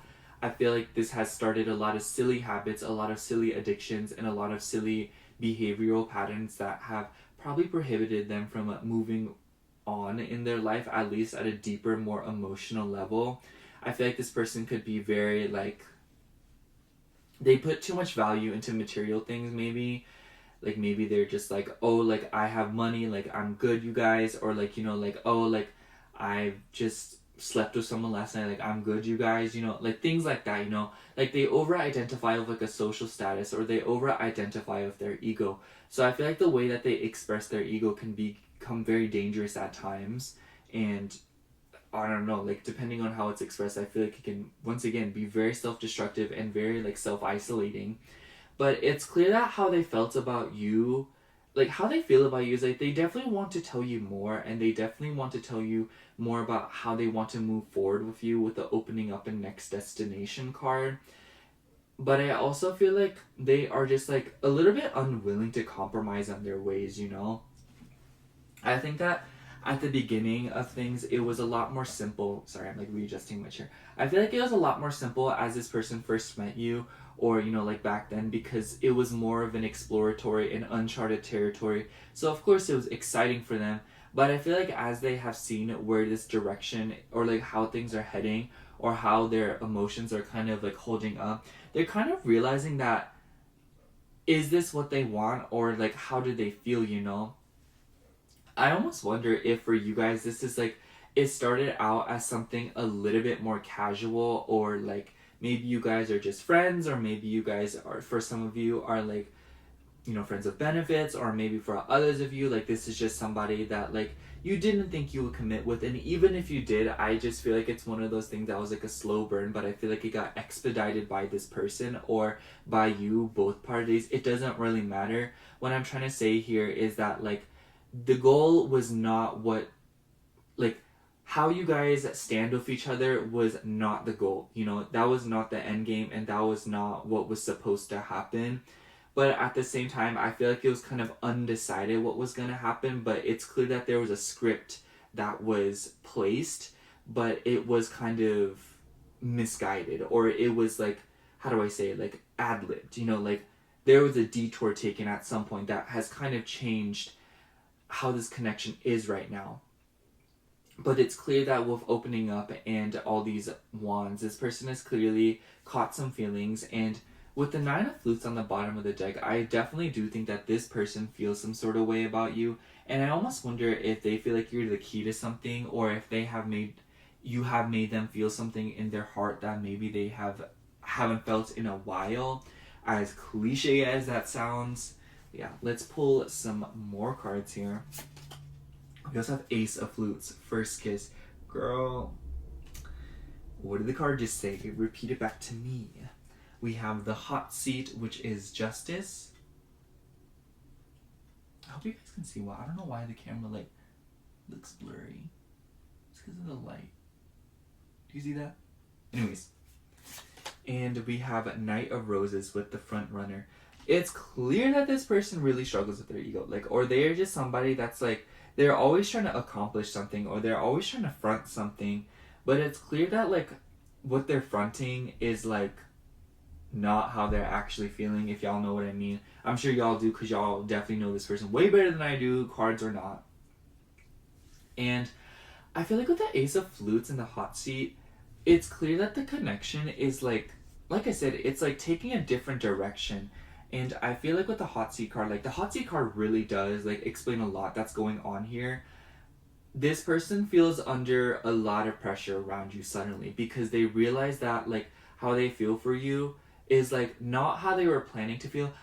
honestly, I don't think that this person even really understands their own feelings for you, because like once again with the Sun card and this struggle of expression, I think that this person is still gathering information on how they feel, but I feel like it's kind of digging their hole, kind of trying to intellectualize their emotions or to kind of like play them off, you know. Maybe for some of you guys, like this person's actions are just not matching up with their words, and because of that, like it's causing a lot of confusion. I think that with the hot seat, I don't know why, but like this is such a silly imagine. Like, I'm just imagining somebody like standing in quicksand, slowly sinking. They don't know what they're in, but they're sinking, and they're on like their phone or something, reading about what a quicksand pool is, and it's just like, why do you need to read up on what a quicksand, like what quicksand is while you're in the midst of it? Like, does it matter what it is in that moment? Like, please get out of it. You know, it's like, why do you need to intellectualize your emotions and try to understand what your feelings are in the midst of fully knowing that you are catching feelings, you know? It's just like, when you feel that twinge in your heart for somebody, it's just like, do you really gotta like intellectualize or explain things? It's like, girl, you caught feelings, like you want them, like don't even like run up on anybody acting like you know, like don't even lie, you know, like who are you kidding? You're like, you're not you're not fooling anybody. But I do think that it's clear that this person really does like feel some sort of way about you, and maybe with the first kiss vibes or Ace of Flutes, like maybe this, like they have never been in a relationship, or like the relationships that they have been in that have been as serious as like the way they feel right now, it's like few to none, honestly. And I almost wonder if for some of you this person kind of realizes what their feelings are, and I think that they are in the midst of kind of allowing things to kind of flow by, you know. I don't know, like I really do think that this person is a hopeless romantic at heart, and I feel like they're waiting for something to kind of happen. There is no trace of your feelings in this reading so far. Like I don't feel any of your feelings here, whether that be because you don't have any feelings for them, or it's be because this person is so detached from how you feel, or they seem to be the kind of person that is very disconnected and very not empathetic, or like they're just not very good at empathizing with other people or kind of understanding other people at an emotional level. But especially because the only flutes card we have here is the Ace of Flutes, which is, you know, the beginning of the cup suit. The flutes are the cups, by the way, if y'all didn't know, if I didn't already mention that. And it's just like one of those things where it's the beginning of things, you know, like it's the beginning, since this person has felt some sort of way for such a long time, especially with the opening up card. Like, girl, let's be real here. But yeah, I don't know, like, I feel like there's a million different ways that I can kind of interpret this reading to kind of present to you guys how it is that this person feels. You know, I could come up with a bunch of metaphors, but basically the bottom line is that, like, this person really struggles with their self-expression, but I do think that they are somewhat aware on a specific level that they do feel some sort of way about you, and that they have caught feelings in one way or another. But I feel like in realizing this in any way, they are, like, they suddenly feel under a lot of pressure, and they suddenly, like, I feel like they, like, because it's been a while since they felt this way, they're very excited and they feel very accomplished to be able to feel and to have found somebody that feels this way. But at the same time, now I feel like now that that has been kind of marked off the bucket list, there is so much more to be accomplished here in terms of acting upon these feelings and seeing how things kind of pan out between the two of y'all. Because I do feel like you are in contact with this person, or like this person, like, you know, like, it's not like y'all are on no contact. That's what I'm trying to say. But it's clear that with the Three of Roses and the Page of Roses and the opening up, this person's very curious. And I feel like this person, like, I think that, like, in the beginning of things, that they were just kind of curious about you, and they were like, oh, you know, like, who is this, you know? But, you know, as the second wave of cards came out, it's clear that this person has caught feelings, and now, like, it's kind of like, okay, well, the destination's gotta be, it's gotta be defined now, because there's feelings involved, y'all. It makes me think of, like, someone's in the car and like, okay, we gotta decide where we is going. Like, we only got like a quarter tank left, y'all. Like, we can't just keep driving forever, you know. We started with a full tank, you know. And it sounds absurd, but I really do feel like that's how this person feels, in the sense that, like, they weren't really sure what to expect when they first met you. They just thought you were cool. They thought that they felt like you were very smart. They felt like you were very expressive. I feel like you embody a lot of the things that this person lacks, honestly. Take that however you will, but they see you as like a very progressive person and somebody who is very free spirited, very fun, And I feel like because of that, being able to grab your attention at all has definitely been like a huge like accomplishment for them with this Knight of Roses.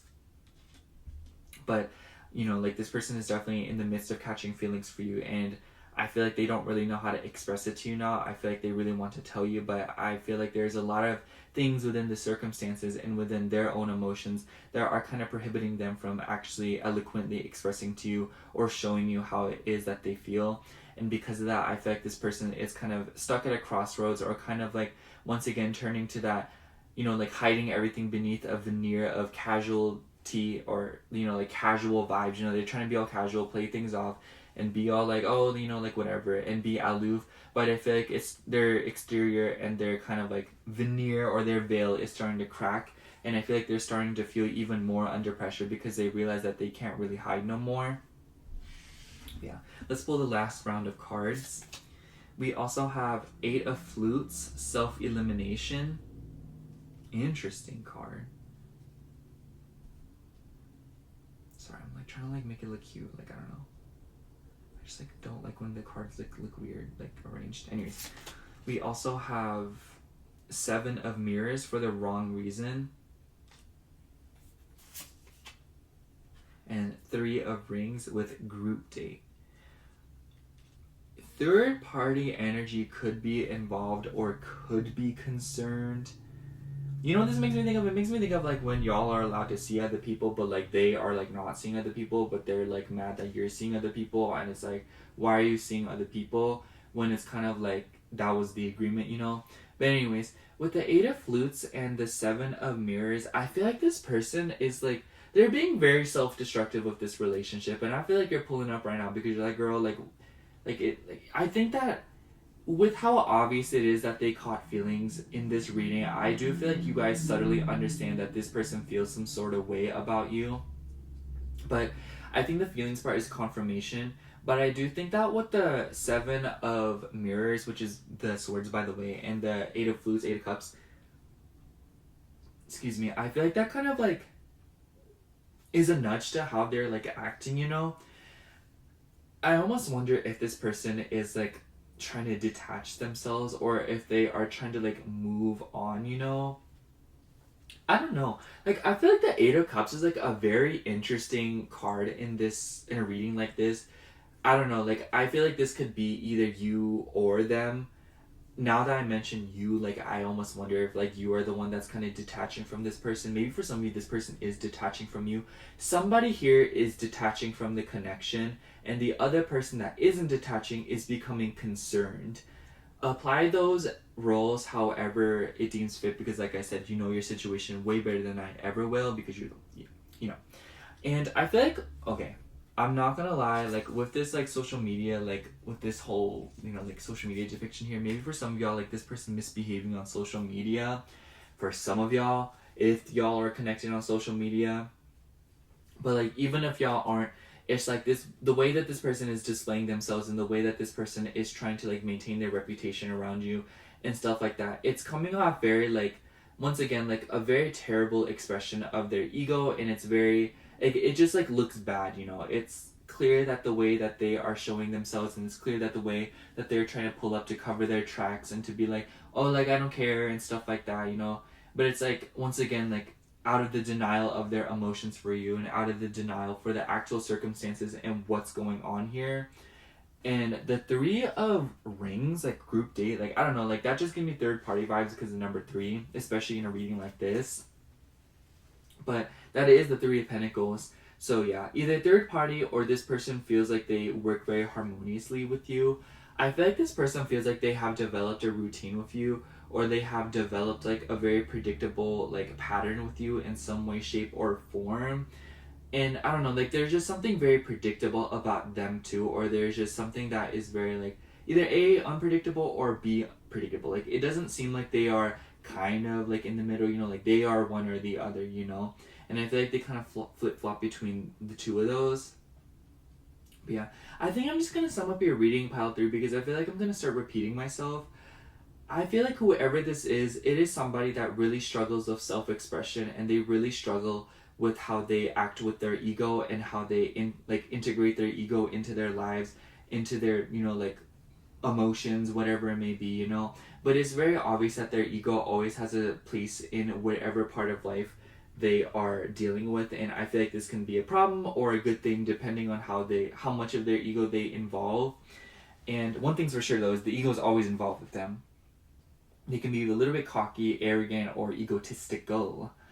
And it's clear that however this person felt towards you in the beginning was like they thought like they were just very curious and they were very like in a exploratory or like adventurous mood with you.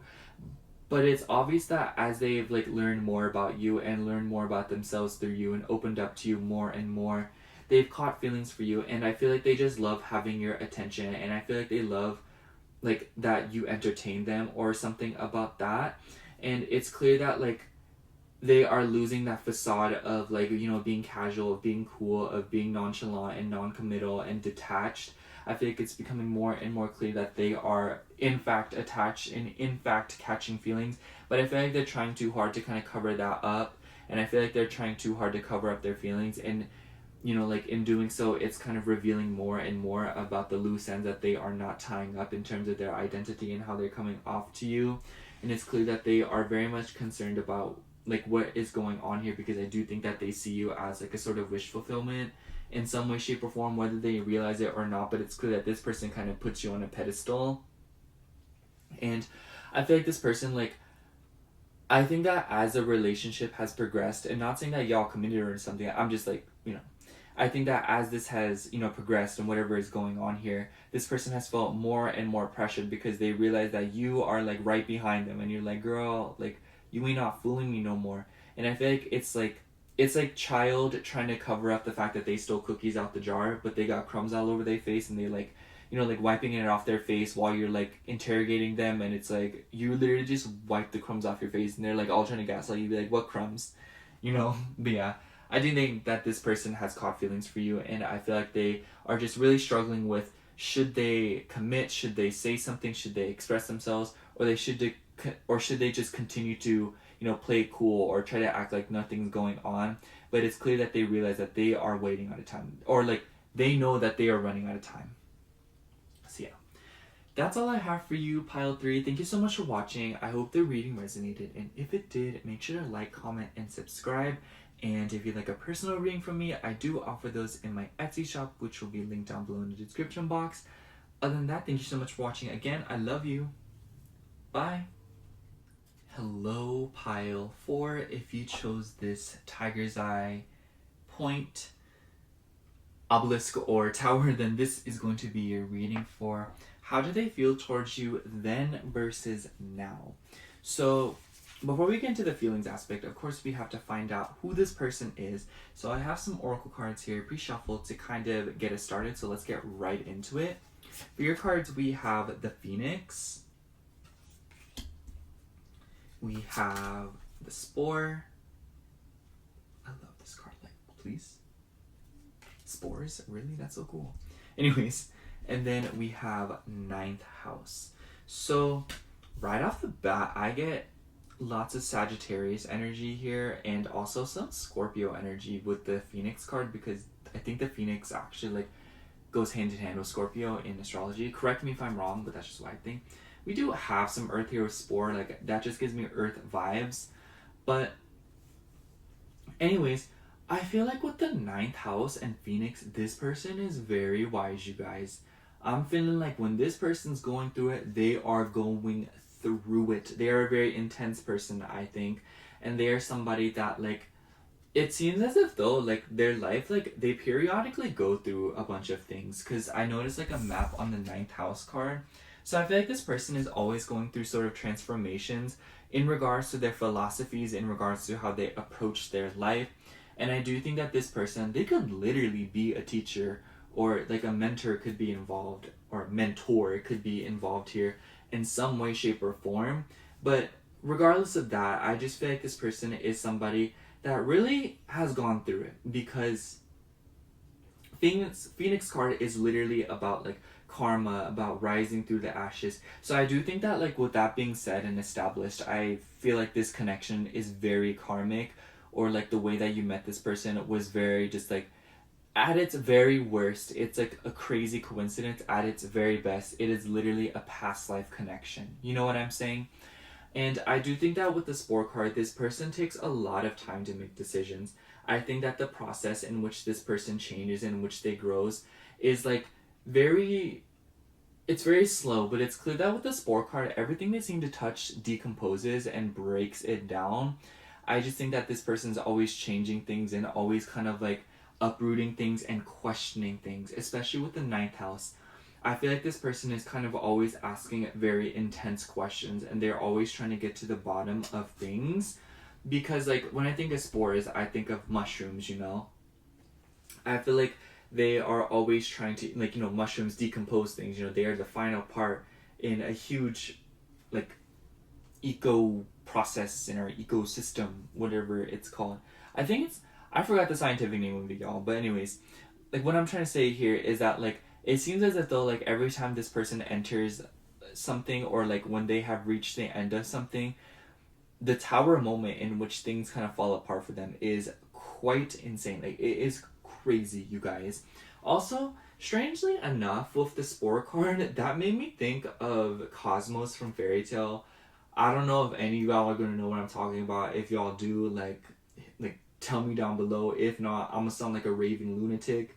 But I'm thinking of Cosmos from Fairy Tale, and she's like this like girl that does like plant magic. I am obsessed with her. You guys just Google her. She's so like pretty. She's like cool. Like, I don't really watch anime like that, but like that was like one of the animes I invested into. But anyways, like the reason I thought of her is because like she had this spell and it was called like Spore Bomb. Like, anyways, I'm a nerd.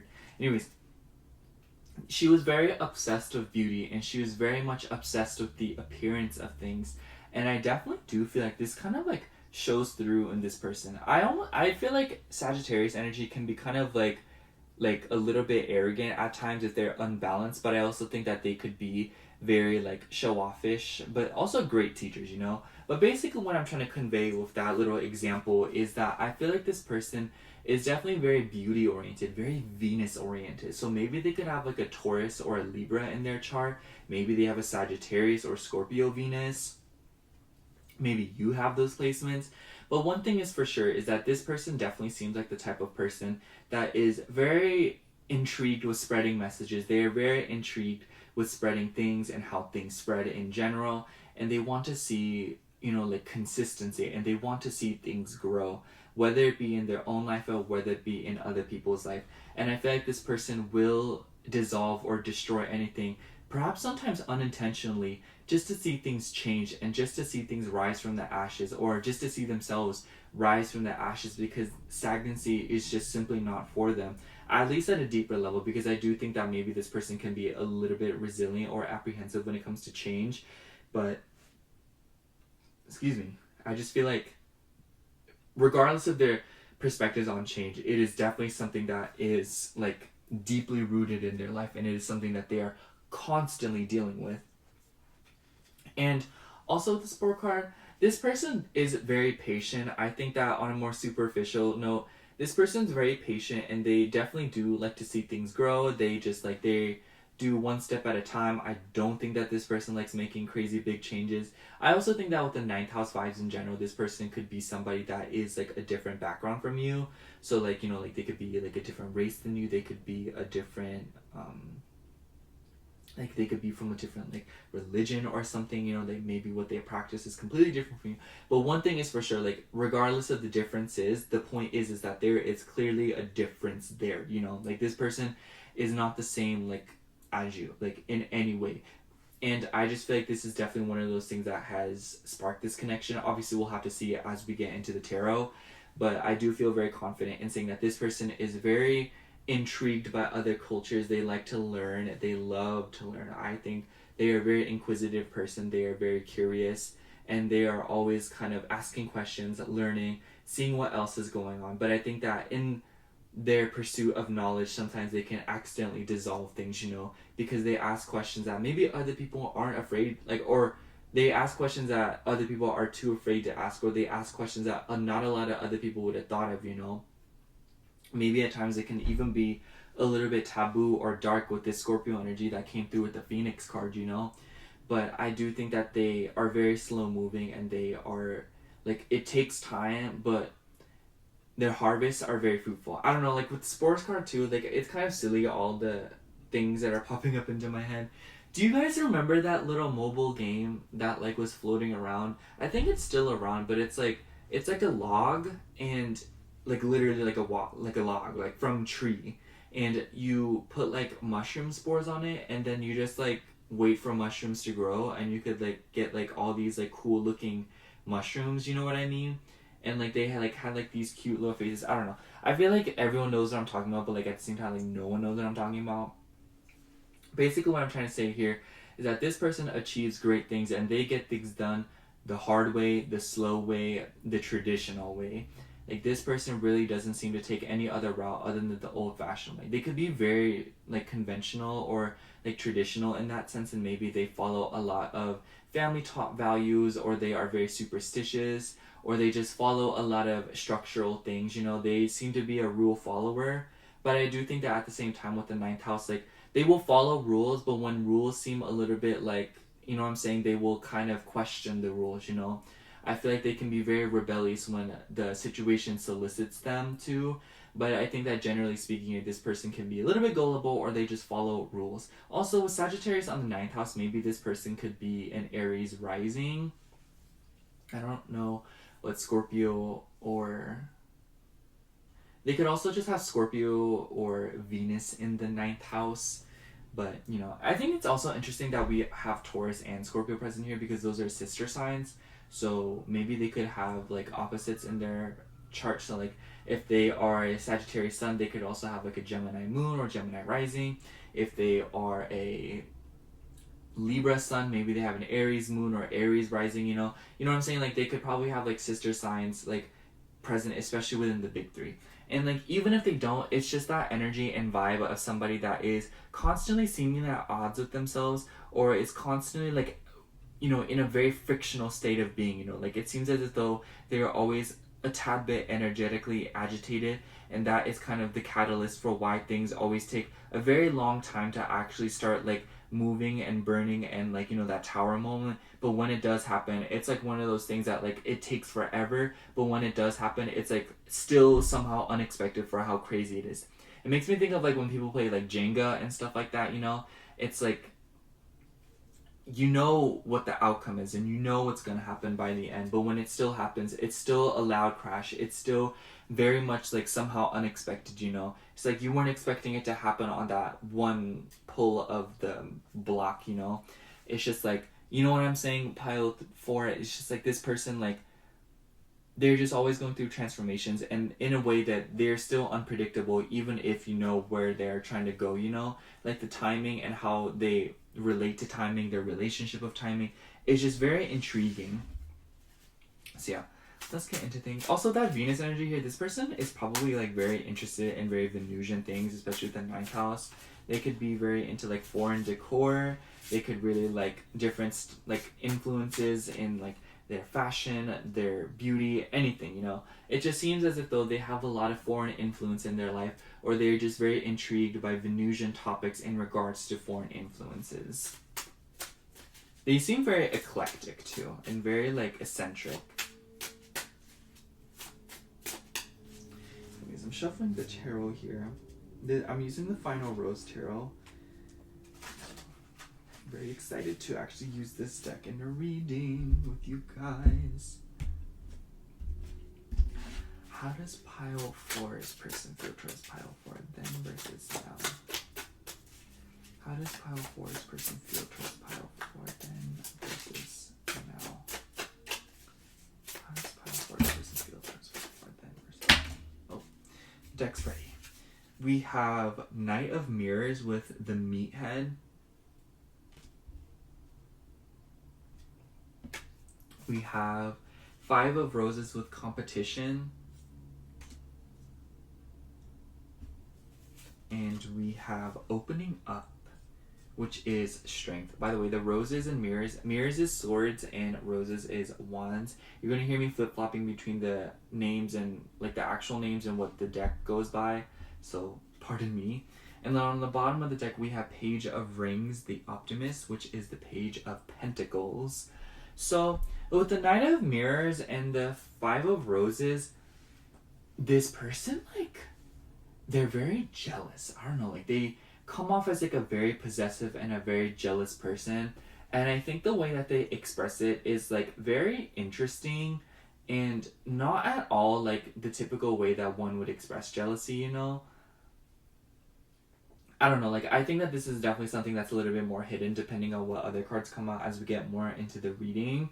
But one thing is for sure is that they have a very primal attraction to you, Pile 4. Like, I feel like they are very, like, primally drawn to you, you know?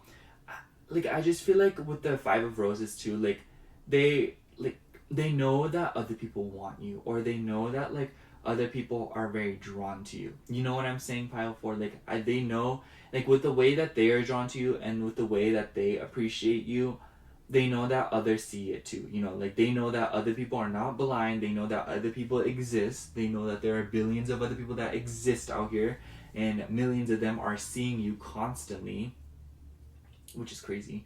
But I just feel like with the opening up card, it's clear that this person, like, has something to say to you, or like they just feel some sort of way about you that has changed a lot, or the way that the intention kind of progressed has become not what it was predicted to be. It makes me think of when you plant a seed and like you thought you planted roses, but like they come out as baby's breath, and it's just like, you know, like it was an innocent mistake, you know, and like unless you know about your plant seeds, you ain't gonna know what those things are, you know?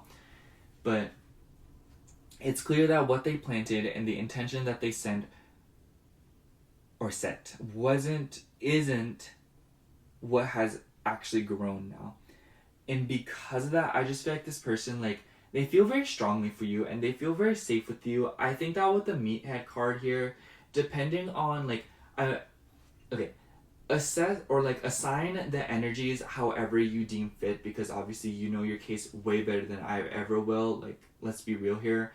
But I feel like somebody here is very like drawn to the other person. They are very like attracted to them on a physical level.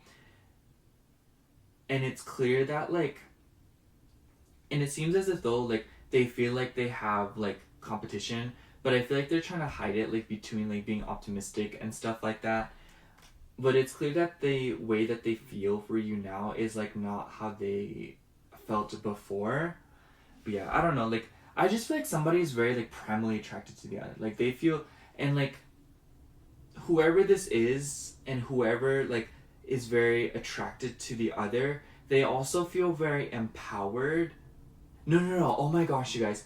So like somebody is attracted to the other person, obviously, but like in a very primal way, and in a way that is a lot more potent and strong than the way that the other person feels. I'm not saying that this is one-sided at all, but whoever it is that like, you know, like this person's very drawn to them, that person that, you know, like that person's drawn to, is like they feel very like, they feel very validated by that, you know, they feel very like, it makes me think of like guys whenever you like ask them to open water bottles for you and stuff like that, and they're like, OMG, like I'm like needed and stuff like that. LOL. It's like whatever, you know. But anyways, what I'm trying to say here is that like this person feels, or like whoever it is that is like, you know, so like this other person is so drawn to them, they feel very validated, and they feel very much like deep down, or like very sexually even or physically validated by the fact that they are so like drawn to them, you know what I mean? And I feel like this is definitely something that kind of has like been consistent throughout this connection and throughout the history of whatever it is that has gone down here. But I think that the Five of Roses kind of tells a story of how like something that was supposed to be a little bit more casual, or something that wasn't even meant to become as serious as it has, became lost, you know? It's clear that this person caught feelings for the other person they felt. I almost wonder if you are the one that's very drawn to them. You know, it doesn't have to be, but I feel like that's the kind of the narrative that's going on here, so I'm just going to go with that. But I'm going to keep disclaiming over and over, feel free to swap the roles, you know? It's just like it's just like a little bit like less confusing. Instead of saying this person and this person, this person, it's like, girl, who are you talking about? Anyways, I definitely feel like maybe you're drawn to this person, and I feel like they feel very validated, and if they are, you know, a more masculine energy, they could feel very like they feel like their masculinity is very validated, you know, in whatever way that resonates with them. But I think that with the Five of Roses and the opening up, it's clear that like how this person feels is changing, you know, and how it's changing we'll have to see. I'm gonna pull more cards here in just a second, but it's clear that it's changing, and I feel like they want to communicate it. Let's get right into that. Their cards actually. I'm feeling a little bit nosy. I think in Spanish they call it like chismoso. It's like so mean. We have Three of Rings with group date. We have, and by the way, the rings is the pentacles. We have Three of Roses with next destination. And then we have Ace of Rings, first day. Girl. Anyways. Oh my gosh, like I feel like maybe you guys are like at a talking stage, or you guys are on like a, you know, like it doesn't seem as if though like y'all like talking that much like that. But I think that with the Ace of Rings, the opening up, Three of Rings, honestly, all these cards, it's clear that this person's a little bit conflicted. Maybe they want to ask you out, or they want to like talk to you more, you know, like in that way. I think that if the Ace of Rings is here, I don't think that much has happened between you and this person. Maybe y'all flirted, maybe y'all, you know, like pulling up on each other like that, but it's like, what I can say is that nothing has gotten too serious around these parts. And because of that, I feel like this person feels a little bit anxious to kind of make that next move, or for things to kind of progress in a new direction, if you know what I mean. When I pulled the Three of Roses, it made me think of tears, or like, you know, like third, like next base. It made me think of that episode of Adventure Time where Finn was like trying to like be with Flame Princess, and Jake like extended his arm in like a staircase pattern, and he was like, then you get to second base, which is just like, you know, like hugging and like smooching, and then third base, and then he was like 14th base, and he was like, no, we do not talk about 14th base. And like now, like that I'm older, I understand what that means, if y'all know what I mean. Anyways, I'm trying to say here, like, he gives me Finn vibes, you know, like this person gives me Finn vibes. Like I feel like maybe they feel very validated, like at least under the assumption that they are more masculine energy and you are more feminine energy. It doesn't matter, but like that's just kind of like the narrative that I'm implying here for the sake of the storytelling and what's going on, for simplicity. You guys know.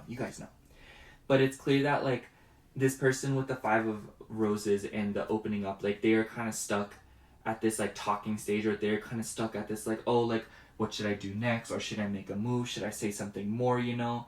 And I think that with the Ace of Rings, like this person really wants to spend more time with you. Maybe for some of you, they literally want to ask you on a date, or they really want to take you out or be taken out, you know. I remember I read this like post, and it was like take me out, but like it's like out to dinner or with a sniper rifle. Like it literally doesn't matter which one. I feel like that's so this person. But anyways, I feel like with the Three of Rings, this person, oh, we have two number threes here. They could be very concerned about third party, and maybe they feel like they're competing for your energy, even if there's literally not even a third party. Like they feel like they're always kind of like competing with you subtly, you know. I feel like they really want to like, you know, like I feel like they, okay, you guys, so the amount of attention that you gave this person when y'all first met, the amount of attention that you gave them now, and the amount of attention that they give, okay, you guys, let me start over. So the amount of attention that you were giving this person back when y'all were like newer to each other, they just like, the amount of attention that you're giving them now, they are not satisfied with it. You know what I'm saying? Like, even if you're giving them the same amount of attention that you were giving them when y'all were like newer to each other, like they are no longer satisfied with that, and I feel like they want a little more. And I feel like that can be applied as a metaphor for other things, you know. They want a little bit more, you know, like they're just not satisfied with how things are going now, and it's clear that they want to kick it up a notch, or they want to turn up the heat a little bit more because they want more. And I think that with the Three of Rings, like they maybe want to spend time with your friends too, or maybe they want to meet your friends, but I also think that like They want to just know more about you, generally speaking. Maybe they literally want to go on a double date or something like that. Or this could also just be like Three of Pentacles. Like, it's just like, it just gives me like a nudge towards like feeling like, oh, like, are they talking to someone else, you know? I think that this person can get very jealous. And with the Three of Roses, I think that this person has definitely been advancing on you. I think that you can read a lot of their feelings and really kind of get a grasp on how it is that they are feeling towards you. Like, on the basis of like, you know, how they felt towards you a while ago versus now. I think that you can tell by the way that they have been acting with you and how they have pulled up to the connection, how they have shown up with you. I think that their actions speak a lot of their words at times, and because of that, maybe at times like their words can just be a front or something that they are hiding behind. Let's pull the last few cards here. We also have Four of Flutes with Reflection. Sorry, I know it's kind of hard to see the sun setting. We have Knight of Rings with the Late Bloomer. Sorry if you hear background noise, my roommates are out and about. And then we have Ten of Rings with Hometowns. I feel like with the Hometowns and like Ten of Rings in general, this person feels very good with you. Like, they feel, once again, they feel very validated. They feel very lifted up around you. They really feel confident, but I feel like when you are not there, or like, you know, like you're busy or something like that, you know, it doesn't have to be literally that, but just kind of like apply that once again as a metaphor for like, they feel very like unstable without, you know, like your direct validation of like, hey, like you, like what's going on here, you know? I feel like once they see your actions, once they like hear you talk and stuff like that, they feel very comfortable. They're like, oh yeah, y'all, like we out here, you know, we doing our thing. But like, when y'all are like not in contact or something, this person really gets in their head with the Four of Flutes. They start thinking, they start getting in their head, and they're kind of like, what's going on here, you guys, you know? And they want to know more. And I feel like they just also want more. Like, Four of Flutes, like, I feel like it's clear that they are daydreaming. They seem like a daydreamer, honestly. They seem like somebody who is just like always kind of looking at things with rose-colored glasses on. And I think that with the Knight of Rings, they just like, they're slowly making their moves with you. I don't know, like, once again, I think that it's very obvious the way that they are advancing towards you. I feel like you're sitting there, like, in your seat watching them, like, move towards you, you know? You're, like, it makes me think of, like, those cartoon episodes where, like, someone, like, is, like, hiding and they are, like, slowly... It makes me think of Red Light, Green Light, that game, you know? Where you'll be, like, green light, and then, like, they start walking towards you, but when you turn around and say red light, they have to completely freeze, you know?